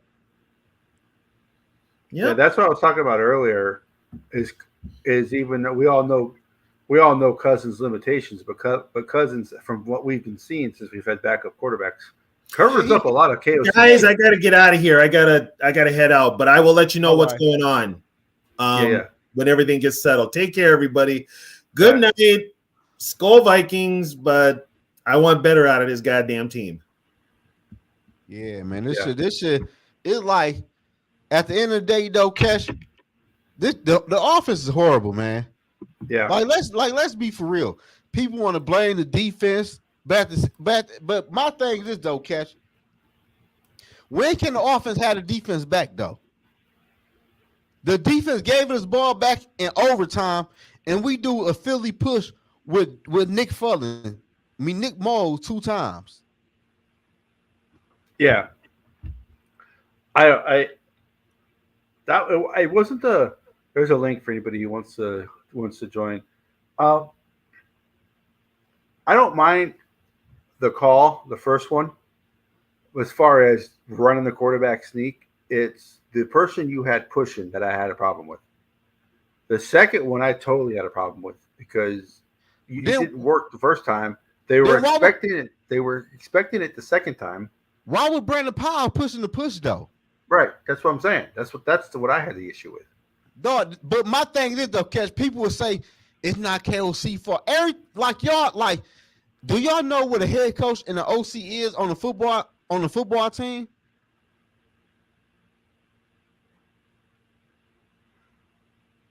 Like, man, this shit just KLC is over his fucking head, man. Let's just call a spade, man. People scared to do that. And it's okay if the Vikings messed up. But we're going to see the shit next year. Even if they do bring Kirk Cousins back, we're going to see the same shit next year. Then what people going to say? Oh, well, if Cousins was a quarterback, he would have got the blame for today's loss. Yeah, he would have. They wouldn't have blamed KOC. They wouldn't have blamed the defense. No, I don't know, though. I don't know. Because why are you doing a push tush with Kirk Cousins? Like, you don't do that. Todd Chandler did good on the ground. Give him a handoff. Like, why not? But you also you got CJ Ham, too. But that's what I mean when KLC don't know how to call plays right in the right situation. And, Cash, did you see when Brian Floyd was trying to call a timeout and KLC didn't call it? No, I missed that because I was doing the live stream, so I missed it, but I heard about it. Yeah, but like I tell people like D Woods, and I don't know if you said it or not. They said KLC won't leave because he in a good situation. How? KLC don't know what the fuck he doing. And I'm not calling him KLC no more. I think that was Woods. Huh?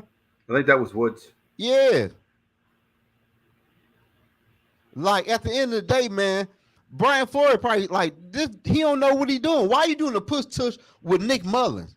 And Della brings up a point here. The Eagles do it with two players. But Jalen Hurts is stronger, way stronger than Nick Mullins. Yeah. You can't do that with him. They use big players to push him too. Yes, but dude, run the ball with your running back. Man, I'm tired of his ass. Yeah, I don't like, but the crazy part is, I was on somebody's podcast earlier, and I'm reading the comments, but everybody in the comment section was blaming the defense. Like, how you blame the defense for this loss? The Bengals in the past 2 weeks put up 30-plus points on their opponents. We held them to 24, 27 points. This should fall on the offense of KOC. Like, you wanted Nick Mullins to be your quarterback. And he threw 2 crazy interceptions. I don't care about no 300-something passing yards. That was at least 6 points, if not touchdowns. Any quarterback we throw in, like they interception quarterbacks or they fumble the football. Then my thing is though, Cash, like you ain't got no wild card play when you get down in the red zone. You can bring Dobbs in like the Saints do. Hill, like do a wild card. Yeah. You like you know what I'm saying? No, Cash, like get creative, bro, with the play calling. So the D had plenty, but hey Norfolk, how did D have plenty of blame where the offense ain't scoring no points after halftime? If the offense scored points, the Bengal play caller would have been different. We win the football game. They were outscored 20. They were outscored 21-7 in the fourth quarter. But let's not forget, like people forgetting this. The Minnesota Vikings is not a Ray Lewis Baltimore Ravens defense. They not the Legion of Boom. They is an okay top 5 defense. But the offense got to help the defense out. You have to score points. If we even score 10 points or 13 points in the second half, we win the football game. Well, the 6 points that left on the table in the first quarter too hurt. Yeah, you talking about interceptions? Yeah. That go on the first one. I don't know what happened. Hey, it happens, but there was no excuse for the second one. Yeah, just take the damn sack and kick a field goal. Like, bro, you sacked already, bro. Like, why you like, bro? You was sacked. You dinner in the grass. Why you trying to throw the ball out? Yeah. Like what? Like, but that who KLC wanted to be his backup quarterback. And then I'm not one of those, and Zoe will back me up on this. Someone said earlier, you guys talking about kicking the field goal, but you guys have been killing Greg Joseph all year. I have not. I get a lot. Zoe will tell you I get a lot of hate for not hating on Great Joseph. Am I correct on that, Zoe? Yeah, right. I'll be on Yeah, his ass. yeah. So Yeah, but when I say let's kick a field goal instead of going for it, it actually means I trust the kicker. yeah, especially if you're gonna call Yeah, the play like that, yeah. like what the So fuck was that? I don't know. Like I ain't gonna lie to you, Catch. I don't think the Vikings win no more game the rest of the year. If they play like they did, if they play like They're they did going today, to. What have we seen to think they're gonna play different otherwise? I think if they win a game, it's against Green Bay because they're just as screwed up as we are. But Green Bay coming off a loss. We at home or on the road? We at home, right? Yeah, the I Vikings don't have know. 3 more games, 2 at home, 1 on the I road. don't know. 'Cause at the end of the day, man, our DBs don't know what to do when the football is in the air. They don't play. Caleb Evans looked bad today. And What's his Blackman. name? Took his manhood. Uh, the guy from the Bengals who got that touchdown. Jesus Christ. Yes. I'm drawing a blank. Yes. Not Yes. If he missed a field goal, we was bitch. But damn, at least you tried. That fucking push shit was horrible. That was a bad play call. I would not bitch about. See, I would not complain. That's the point I was making up, Sarah. Is I actually don't hate Greg Joseph. I think he can make a 50-plus yard field goal. But the chances of any kicker making a 50-yard field goal is like 65%. So yes, can he miss? Yes. But I would rather have them. I said at the time on the live stream, kick the field goal. I was shocked when they went for it. If you go back and watch, I asked you that a lot. I said, damn, they ain't kicked the field goal? uh-huh. We wanted them to kick the field goal because we saw how the game was going. You know, But my thing is this, though, man. I don't have confidence when it comes to extra points with Greg Joseph. Field goals, Right. I don't have an issue with. But my thing is, though, and I don't understand this. Why are people? Yeah, thank you, Scold. T. Higgins. T. Higgins took But T. Caleb Higgins, Evans, man. but T. Higgins is a manhood. dog, though. I'm not gonna lie. He a dog. Yeah. But my thing is this, though.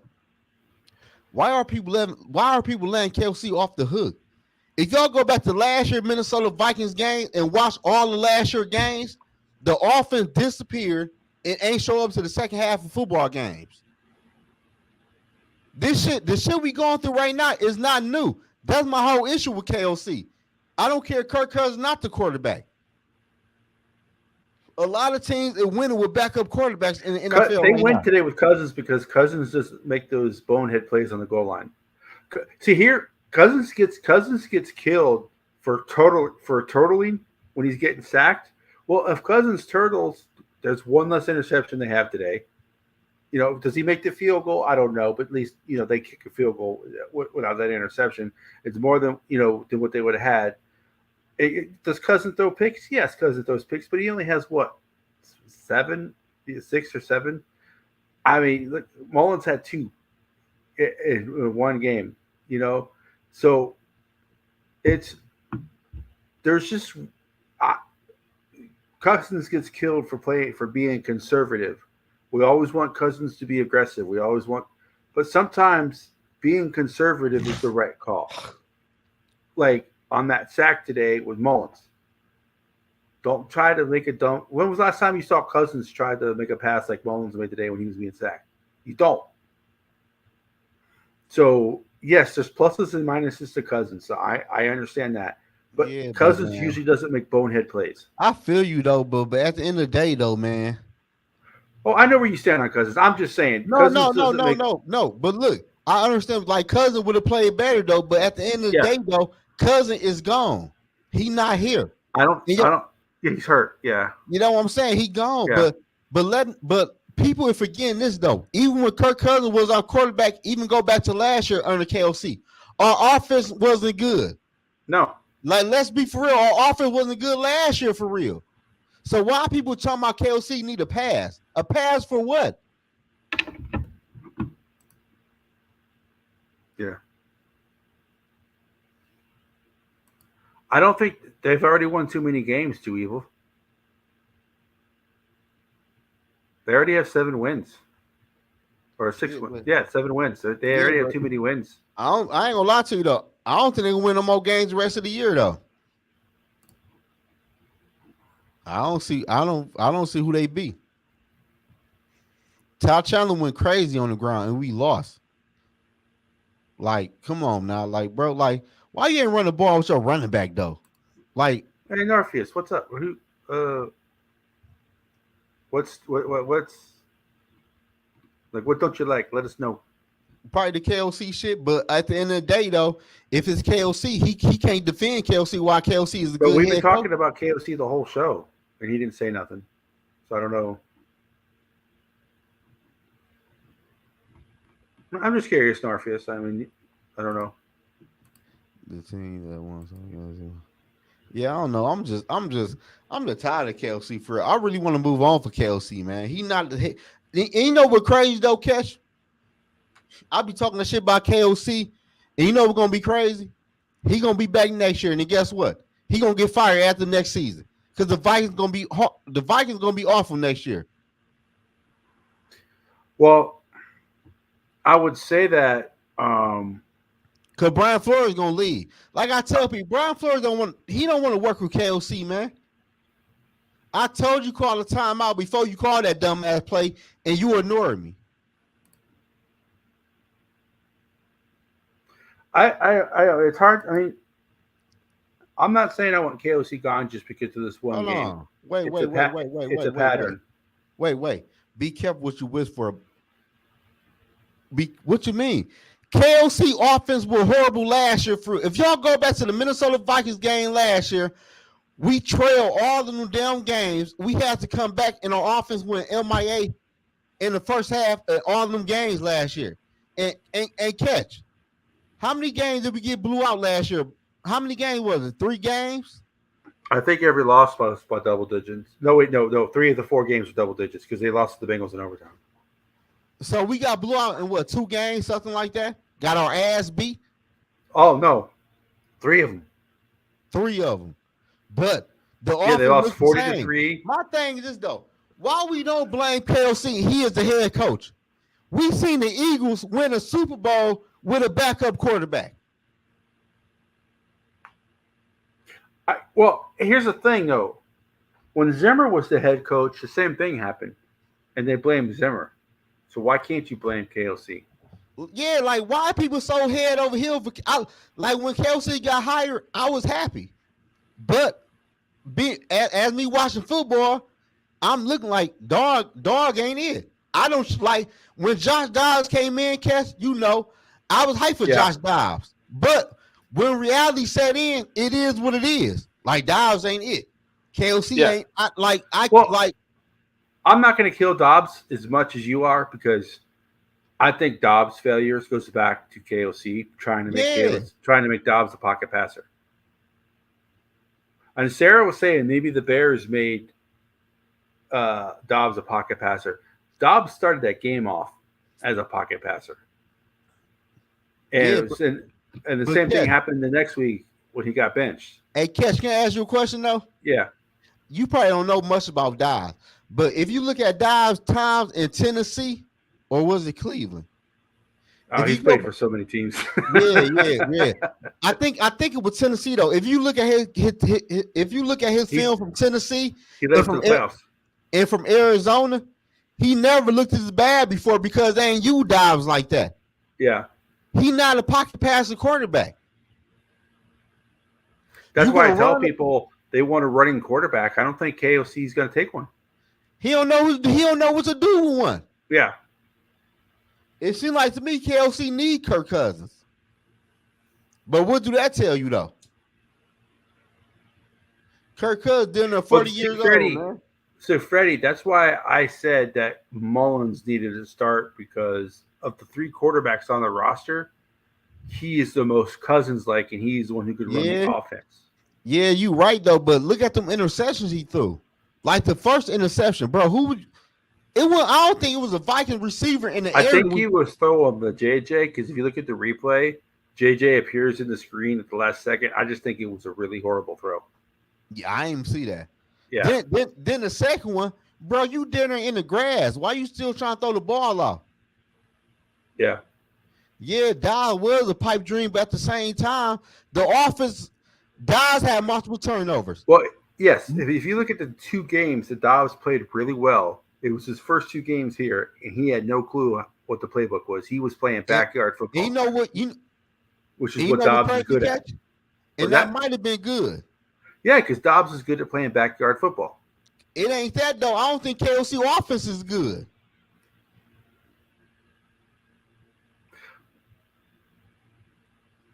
See, I say they should roll with Hall the rest of the year, but they won't. They're not going to. No, man, it's KOC, man. At the end of the day, man, we need to let KOC go, man. We're gonna wait a year too late to let him go. I know people were saying today it was good that Brian Flores gave up 21 points in the fourth quarter because it keeps him in Minnesota longer, but I don't think that has any effect. Come on, man. The people that look at that game looking like, damn, the Vikings offense ain't do shit in the second half. Like the Vikings defense ain't the fucking Legion of Boom. No, I mean, if I the do see Minnesota some Vikings- comments. I do see some comments that are kind of, I can see where they're coming from. Like KOC's offense, like what Dylan says, it is only his second year calling plays. But the issue that I have, and I think the issue that Zoe has, Zoe could be different. I'm not going to speak for Zoe, but to me, the issue I have with KOC is, yes, he is green. It is only his second year calling plays, so he's going to make mistakes. I understand that. I get that. Hell, even veteran OCs make mistakes. My issue is he doesn't adjust enough, and he's not imaginative enough. Yeah, he made an he did a play today with Justin Jefferson throwing. You could say that's imaginative, but he had JJ throwing it. Why not have somebody else who doesn't have busted up ribs to the ball or bad chest to the ball? I'm just saying that, to me, I don't think he makes enough adjustments, and he totally used Dobbs the wrong way once Dobbs used the playbook. So that's the stuff I'm talking about when I'm talking about KOC. I understand that he's green. It's only his second year calling plays. He's going to make mistakes. But Catch, that don't mean shit. It's your second. You should be better now. But my thing is, though, Catch, what is KOC good at? Answer that for me. Kumbaya. Yeah, like, bro, like, what is, like, I can say this. Madison ain't never had a game like Ty Chandler had today. Well, I'm sorry, I was reading the comments. What was that about, Ty Chandler? I said Madison ain't never had a game like Ty Chandler had today, I don't think. Oh, no. No, because Ty Chandler was our first 100-yard rusher this year. Hold on. So Madison ain't never rushed for 100 yards? Not this year. I think he had one game last year where he did, but he hasn't done this year. That's what I'm saying, though. Like, I don't know, man. I'm tired of KOC. I see Sarah with that KOC fought. Yeah, Sarah, I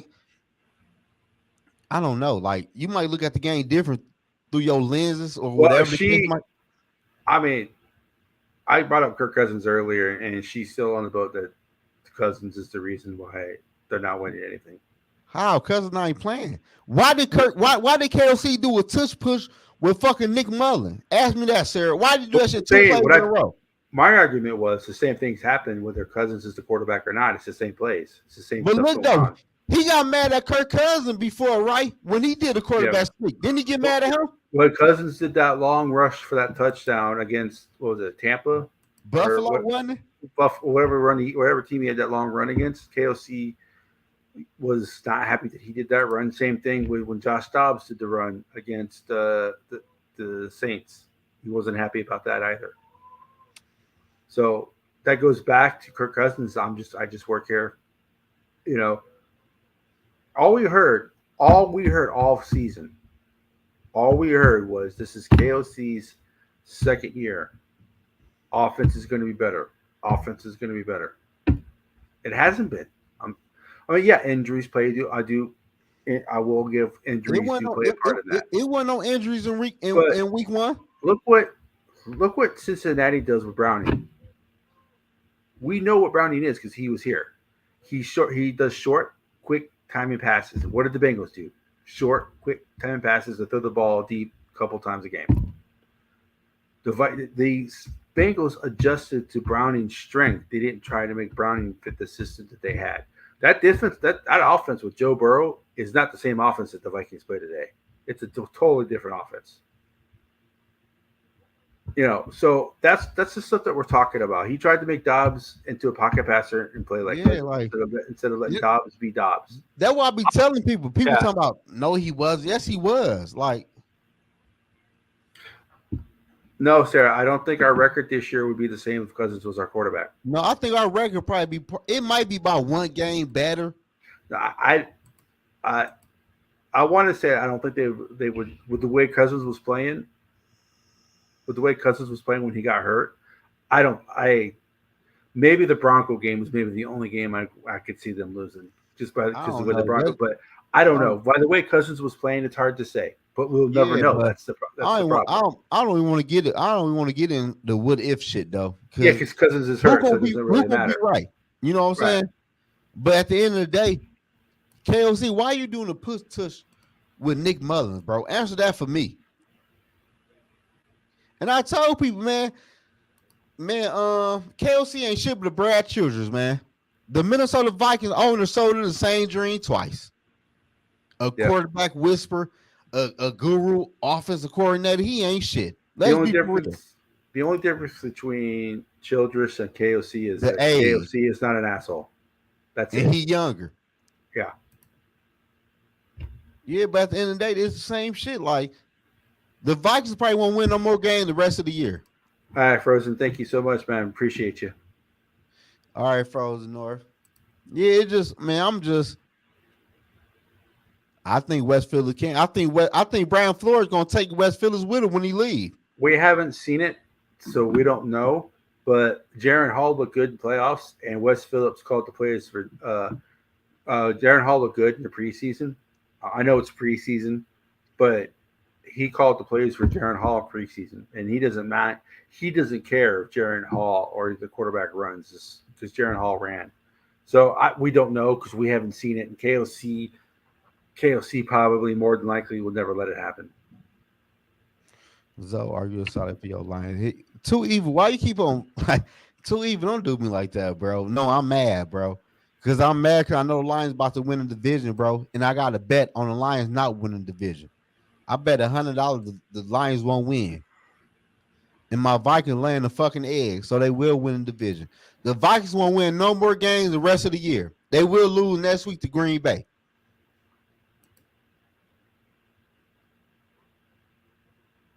I'm just saying, the Vikings offense is horrible, man. I think they play the Lions next week. Well, yeah, whatever. So they gonna lose that game too. They play the Lions, Green Bay, then Lions. Yeah, they gonna lose out. But it ain't gonna be KOC fault though. Kirk Cousins got hurt. This and that. This is like excuses. Here's okay. Kirk Cousins got hurt. That's why the Vikings aren't winning. But yet you were one. But people who say that were the ones who were killing Kirk Cousins when he was a quarterback. So we've been pretty consistent with KOC. That's what we're trying to point out. Everybody keeps saying, that, KOC is on. Us on this show, we've been consistent with KOC and our thoughts on KOC. We haven't changed. Go back to last year. Yeah, we haven't changed. So this is nothing new with us questioning KOC. This is nothing new for us. So when KOC calls a good game, we credit him with it. Yeah, like the 49ers game. And the Packer game.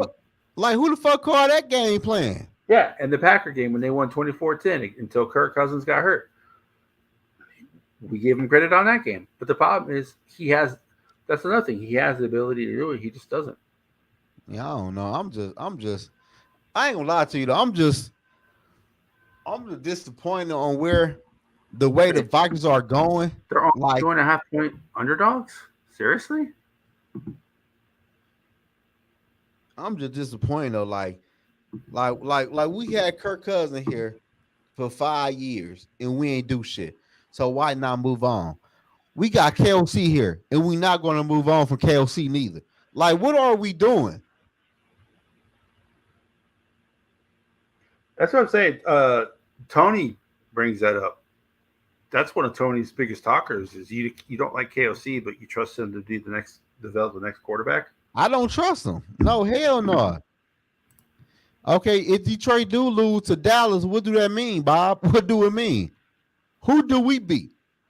Do y'all think we're gonna beat the Lions or beat the Packers?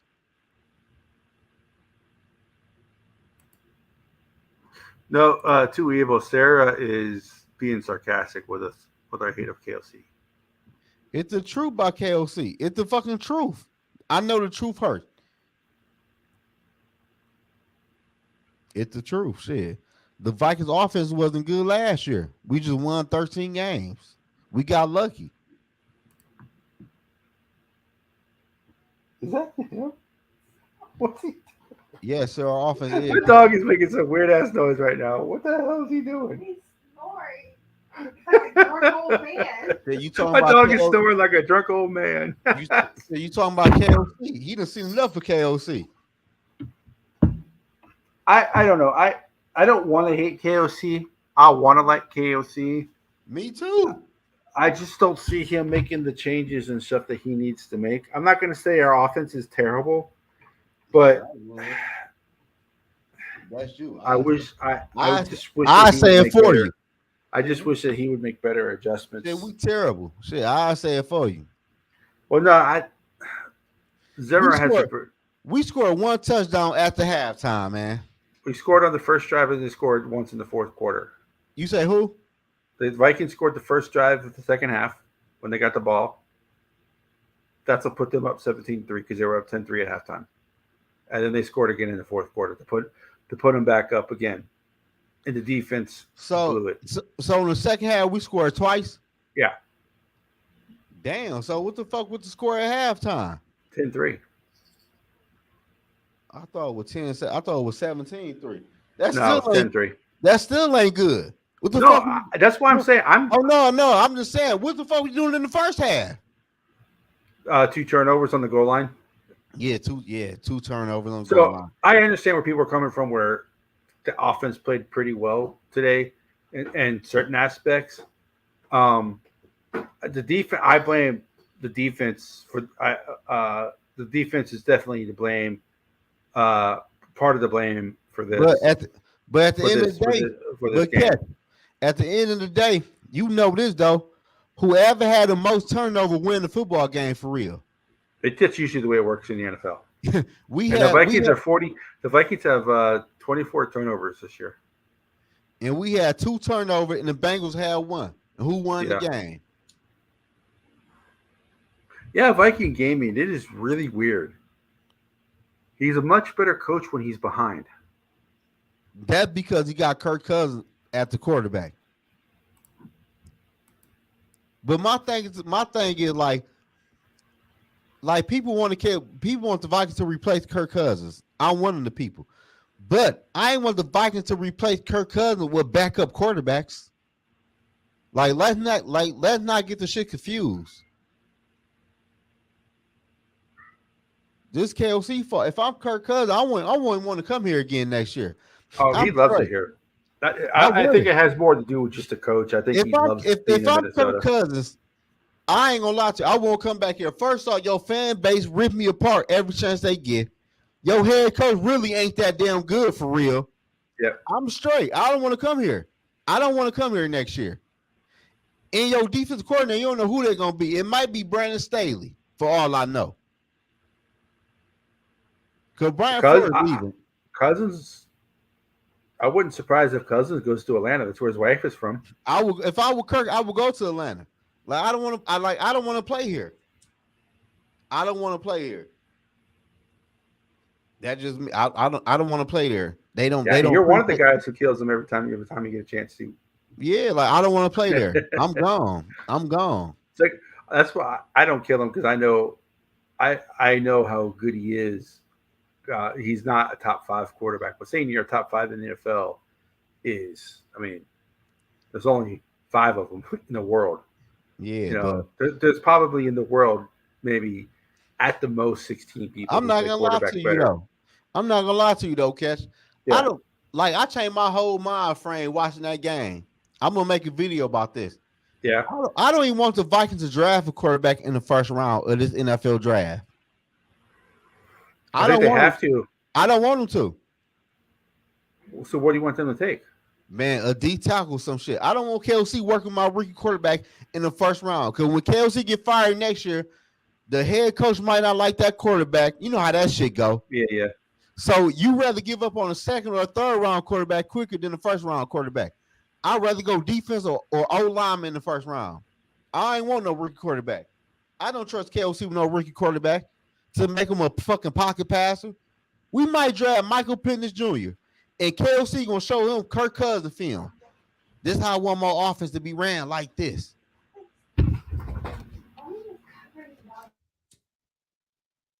Yeah, play Jared hard. Like play, like why not play hard? Like for like why wouldn't you play? Like what are we doing?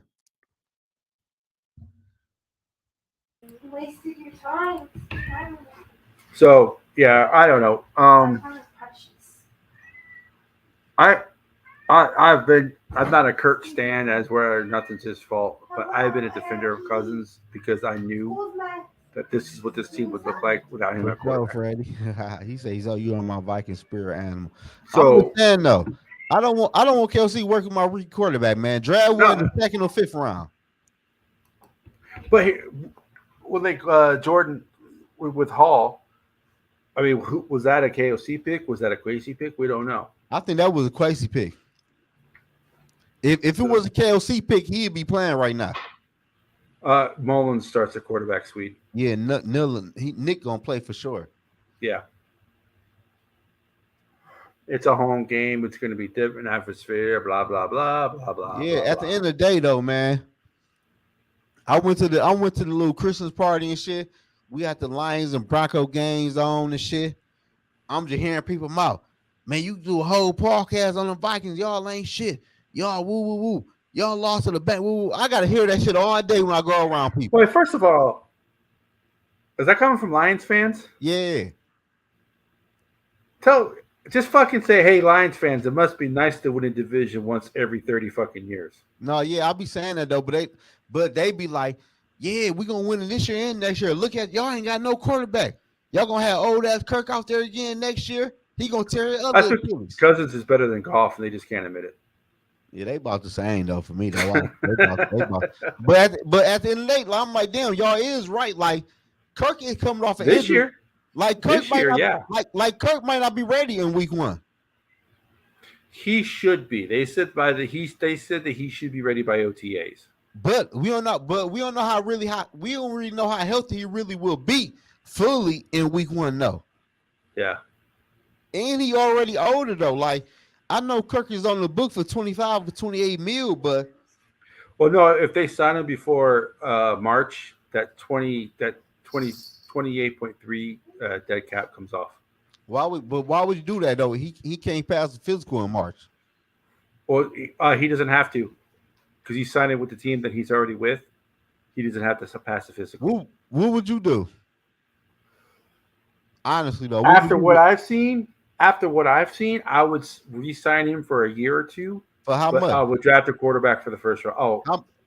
No more than $40 million for 2 years. Because he's a top 15 quarterback. The market dictates that he makes at least that much money. You know what crazy though, Cash? I ain't gonna lie. You know what's really crazy? You know me, I'm against Kirk, but at this point, I don't even care no more. I honestly really don't care. The Vikings don't know what the fuck they doing in the ownership. No, they don't. The owners that goes back to the competitive rebuild that Mark Wolf said. Oh, we're going to do competitive rebuild. You can't do a competitive rebuild. You can, if you could develop players. Like what the fuck is Brian Asmoya? What the fuck his name? Where he at? The linebacker. I'm sorry, who? I was yawning. Brian Asmoya, the linebacker. Brian Asmoya, he's been hurt. He been hurt. He ain't played none this year for real. Well, neither has Lewis Seen. That's what I'm saying. Y'all can't develop players. And Booth has not seen the field either. So Quasey's first draft is shit.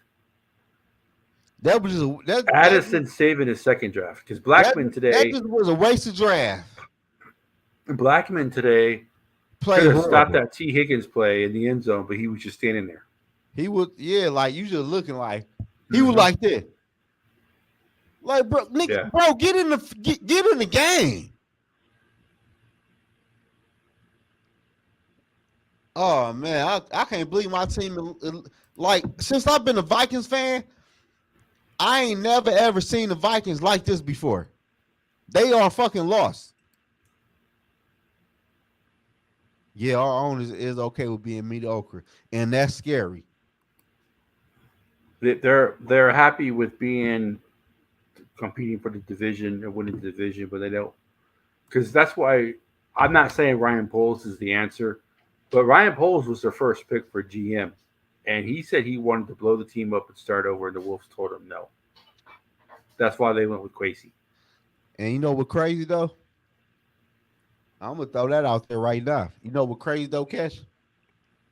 If the Bear was to fire their head coach and hire a good head coach, I think they win the division next year. Well, if they get Harbaugh as their head coach, I mean, Yeah. Cause they defense got way better in the second half of the season. They I still don't defense trust Justin Fields, but no, but if you play to his strength, run the football, play action pass, and run Justin Field, y'all would be okay. okay, that's fine. You're allowed. Yeah, JJ, this team is trash, man. I hate you gotta watch this as a young buck because when I was coming up, the Vikings wasn't like this when I was coming up.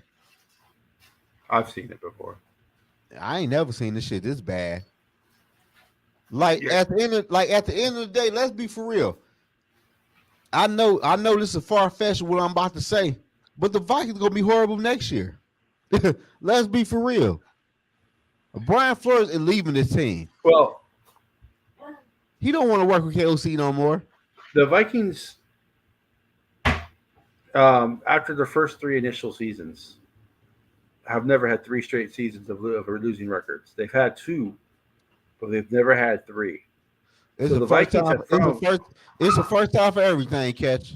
No, the Vikings have shown. I'm not talking like they go like 4-12, and then like the next season they go 6-10.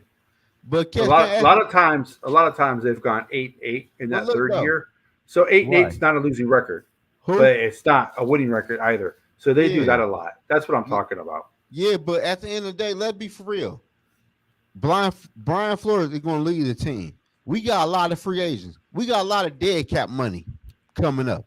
No, Sarah, he's not saying the Vikings haven't had losing season. He's saying they just look.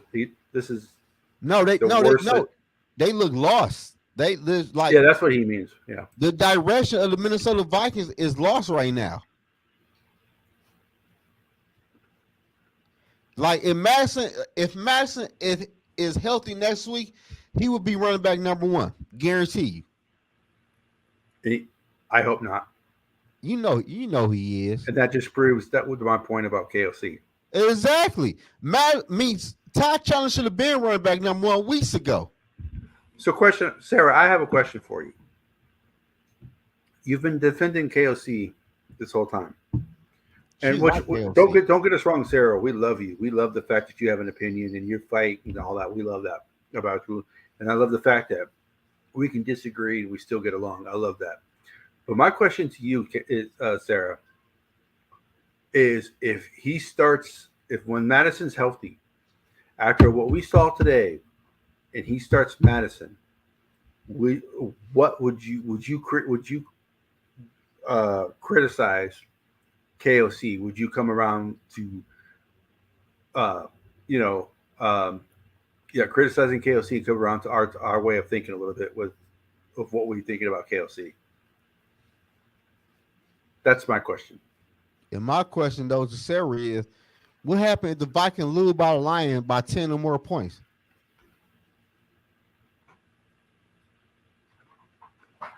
Like what are we doing here with KOC? What are we really doing?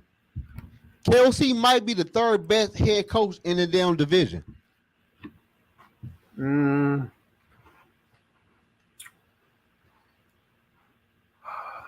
I don't know. Who would you put under him? I would put I got Green Bay coach number 1. Then I got Dan Campbell. Then I got KOC. Because the Vikings got lucky last year, for real. What's his name? Like last year, you got to think about this too, though, Cash. We play a lot of games from behind, and we got blew out in a lot of games last year. But Sarah, who said the defense didn't do anything wrong today? I think it was that you guys will blame him for everything if the defense did. But Sarah, what did the offense do? The offense ain't scoring no points. I blame the defense today. I blame both. But Catch, can I ask you a question? No, Catch. Yeah. You play football? Didn't you play football? So can I ask you a question? Yeah. How many weeks did the defense carry the offense? When can the offense have the defense back? But look though, Cash. Definitely. But look though, the Bengals offense the past 2 weeks then put up 30+ points on their opponents. When can the offense have the defense back? The defense has definitely carried the Vikings offense. Vikings probably at least the last 3 games. Definitely the Raiders game. Definitely the Bears game, even though they didn't win. And you could probably say the second half of the second half of the Saints game. And the Bucks game, yeah. So the defense did not play well today, just like they didn't play well against the Eagles. So yeah, the defense deserves blame today. But the one thing the defense has, they play 4 or 5 great games and they have a bad game. So when the defense plays a bad game, yes, we criticize them for it and blame them for it. The problem is that the offense is not performing as to where it should. And you can say, well, backup quarterback. Well, look at the Bengals offense with their backup quarterback. That's because they adjusted the way the way Browning plays. KOC tried to make Dobbs a pocket passer. That's why I'm not killing Dobbs. Yeah, I'm killed Dobbs because of the hospital throws he was making because he kept throwing high. But that's the way Dobbs is. I was killing it because he tried to make Dobbs a pocket passer. He's not.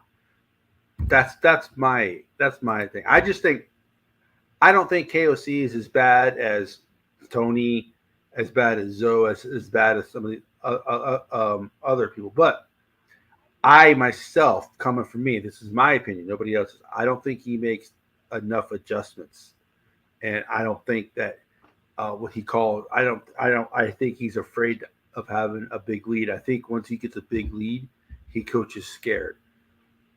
These are just my personal thoughts. That's just where I'm coming from. So I don't blame him for everything. I don't blame anything for anything. The prevents defense. The only thing the prevents defense does is prevent you from winning. That's what my defensive coach never ran it when I played.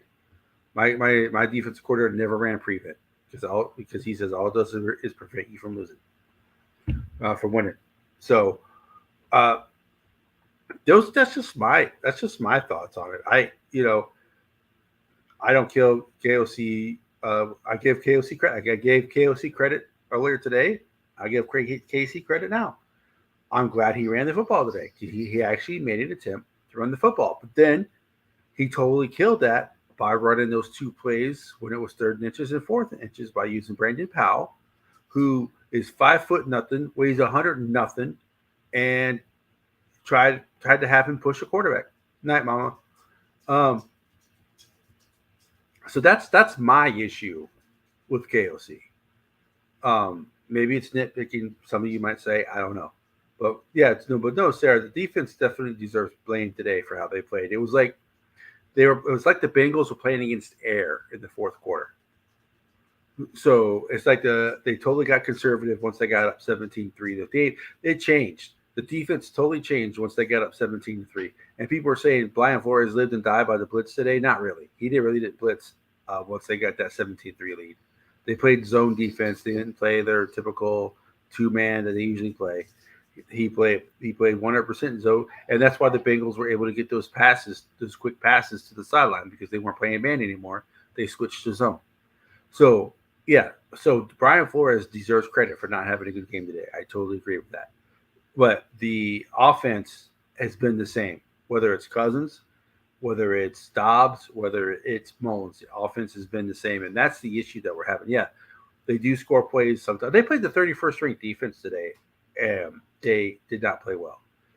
Yeah, so look at the Bears game, 12-10. Bears beat the Vikings 12-10. Why? Because he tried to make Dobbs a pocket passer when Dobbs is not a pocket passer. If he would have played Dobbs the way he's supposed to get played, and also on that when he ran the ball when the Bears had the lead, or when the Vikings had the lead late in the game, he runs up the middle twice as opposed to at least trying to run to the edge. That's the stuff that we're talking about with KOC. It's the same stuff over and over. That's all I'm saying. Tony doesn't like KOC at all, as you guys earlier. Zoe, I don't think likes him either. So that's just my opinion. I mean, like I said, everybody has one. So, and they see like T-Bass. There you go. I'll go on record thinking he sucks. So that's fine. You can, people have their opinions. It doesn't. The only reason I said I kind of reacted and said fire KOC now after the game, but I don't trust this team to make adjustments for them. It's because like if the Lions team that showed up tonight shows up Sunday, I don't think the Vikings win. If the Lions team that showed up 2 weeks ago, then the Vikings have a chance to win. But the Lions are so inconsistent, you don't know what team's going to show up. I think he has. I think KOC has Green Bay's number, so I'm more confident of them beating the Packers than I am of the Lions. But we'll see. They don't have Cousins anymore, so I think the problem is KOC is trying to make everybody beat Cousins, but they're not. So it's that's just the way I look at it. I have more confidence in them beating the Packers than I do the Lions, because if the Lions team that showed up tonight shows up Sunday, they don't win. I ain't gonna lie to you. I don't think we beat nobody the rest of the season. So I don't know if you heard that whole rant or not, though. But yeah, I heard. What are your thoughts on that? What do you? I don't know if you heard it. What do you think on my rant? On what, the rest of the year? No, the rant I just had when you were away. I don't know if you were able to hear it or not. I heard some of it. Yeah. Like I was telling Sarah, the defense is definitely, like I was just bringing up, like once the Vikings took that 17.3 lead, the defense totally went into a shell, went into a zone, and was no longer aggressive. They went to a zone defense instead of the man that they play. So the defense does deserve blame for today. But what I was also bringing up is that the defense has only had a couple of bad games to where we see the same consistent issues with the offense. Yeah, and that's the issue that I have. I don't dislike KOC as much as you and Tony do, but I see why you guys dislike him so much. I'm saying that's a real, but I just don't think we win no more games this year though, because I think against the Green Bay Packers, we are going against a better head coach than KOC, and we I don't think LaFleur is that good. Shit, he got the Packers playing good with all them young players. I'm not going. He got the Packers playing good, and the Vikings offense gonna shit the bed. The Vikings offense, we did okay against the Bengals. The Bengals defense is horrible. Yeah. And Mullins had a full week of practice, so.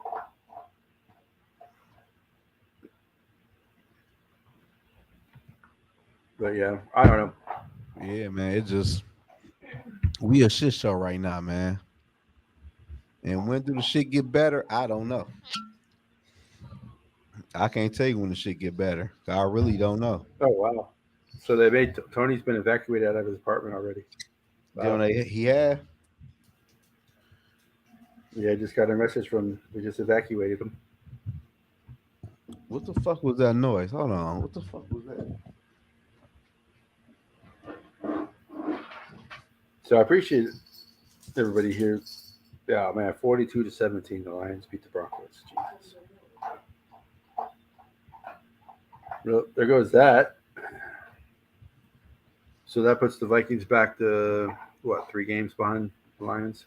Yeah, 3 games, man. We gotta win next week against them, and hope the Vikings win out and they lose to the Cowboys.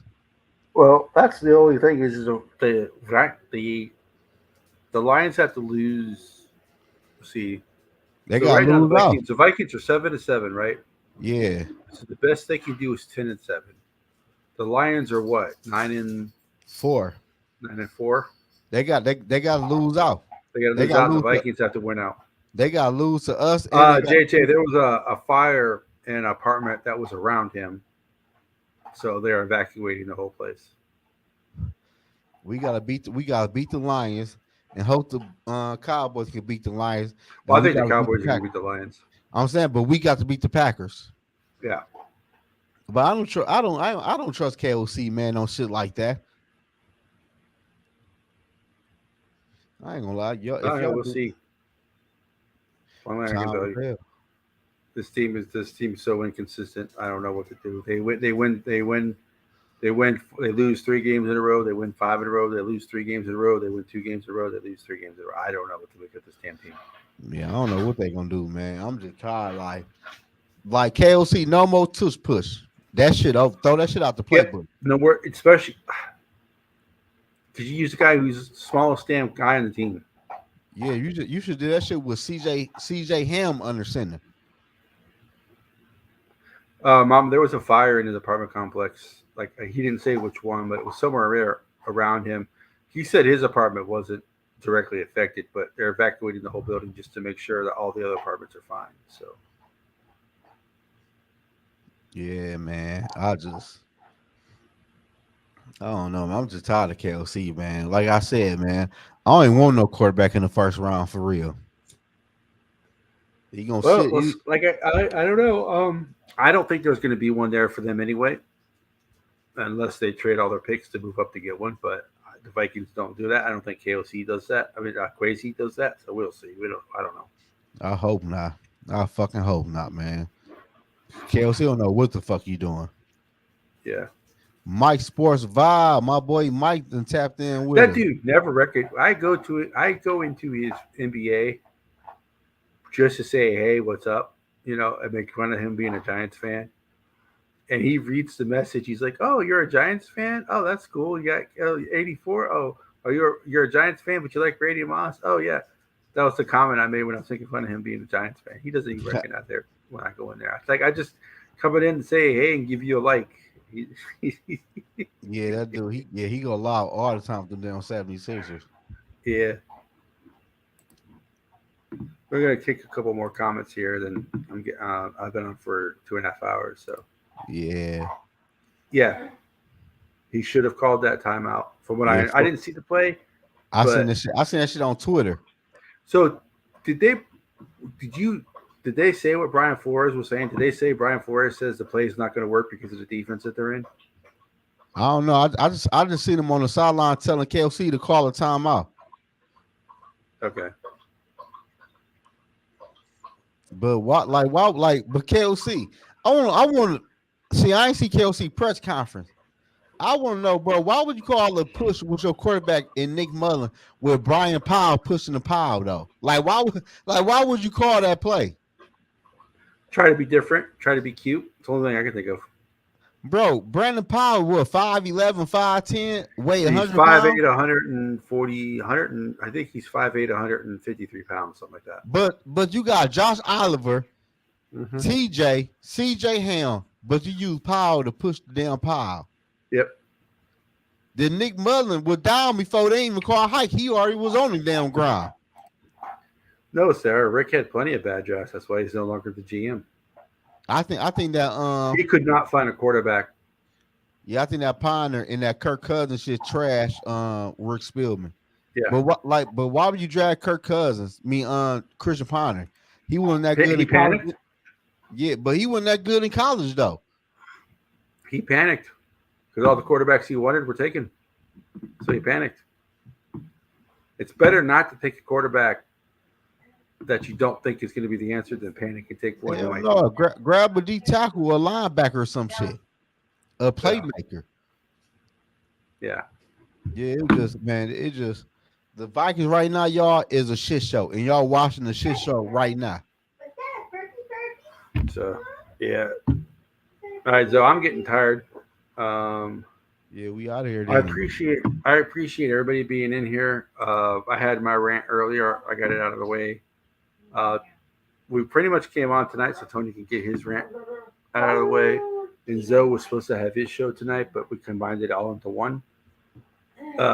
So you can catch me doing the Vikings Vintage show on Wednesday, and then the post game show for the next Vikings game, and doing the live stream as well. And then not this Friday, but the Friday after that, we do our bi-weekly NFC North.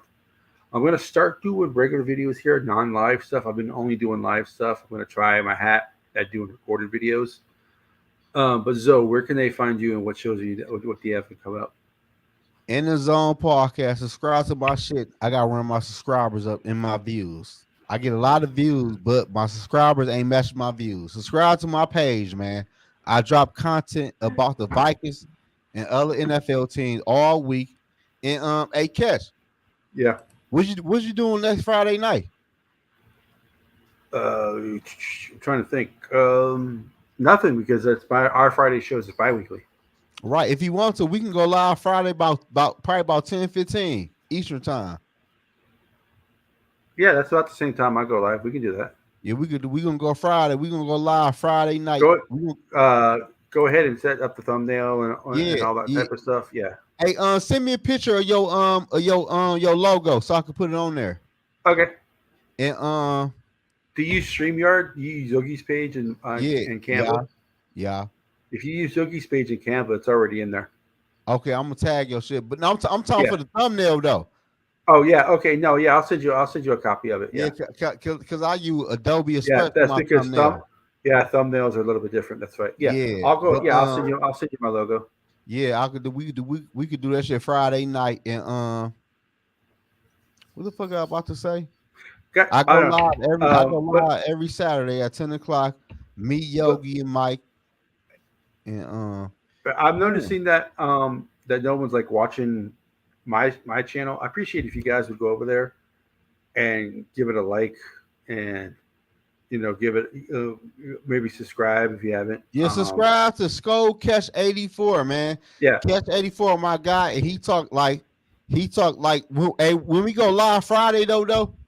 I talk about the Vikings, then I talk about all our NFL teams though. No, that's fine. I can talk about other NFL teams. Yeah, it just NFL talks. Yeah.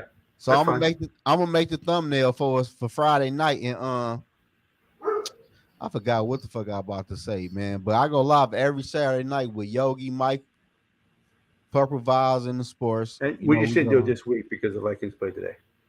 Yeah. Oh yeah. Hey, is y'all going live? Is you going live tomorrow? No, because there's no game. Really, it's just lying. Here goes Sarah. It's just lying. So no, them my people. They just be hopping on. Shit, I only had nobody else hop on the internet with, so they hop on. But me and Catch gonna go live next Friday, so y'all tap in with us. And y'all know I go live every Saturday night for Purple Vibes in the zone on Saturdays. And the Vikings is ass right now. It is what it is. KLC ain't good. We're gonna drink to that. Yep. Hey, Sarah, you and I love to argue with you, girl. We can disagree on some things, but I appreciate you guys being here. The same guys, Bob, you're here all the time. Viking Gaming, you're here. Sarah, you're here all the time. We got James in here. You guys are here. Freddie, T-Bass. Appreciate all you guys being here. It really does mean a lot, because we're just a couple of dudes talking on the internet about the Vikings, so we appreciate it. I'll give you a second. I'm almost done. So until next time, Zoe, it's a pleasure as always. And like I said, I want to thank everybody for being here, and let's see what happens the next time the Vikings play. And send me your logo too, though. Don't forget. Yep, I will. All right, bet, man. We out of here, man. So, I know you're scared. I do too. If I were you. I know you're scared.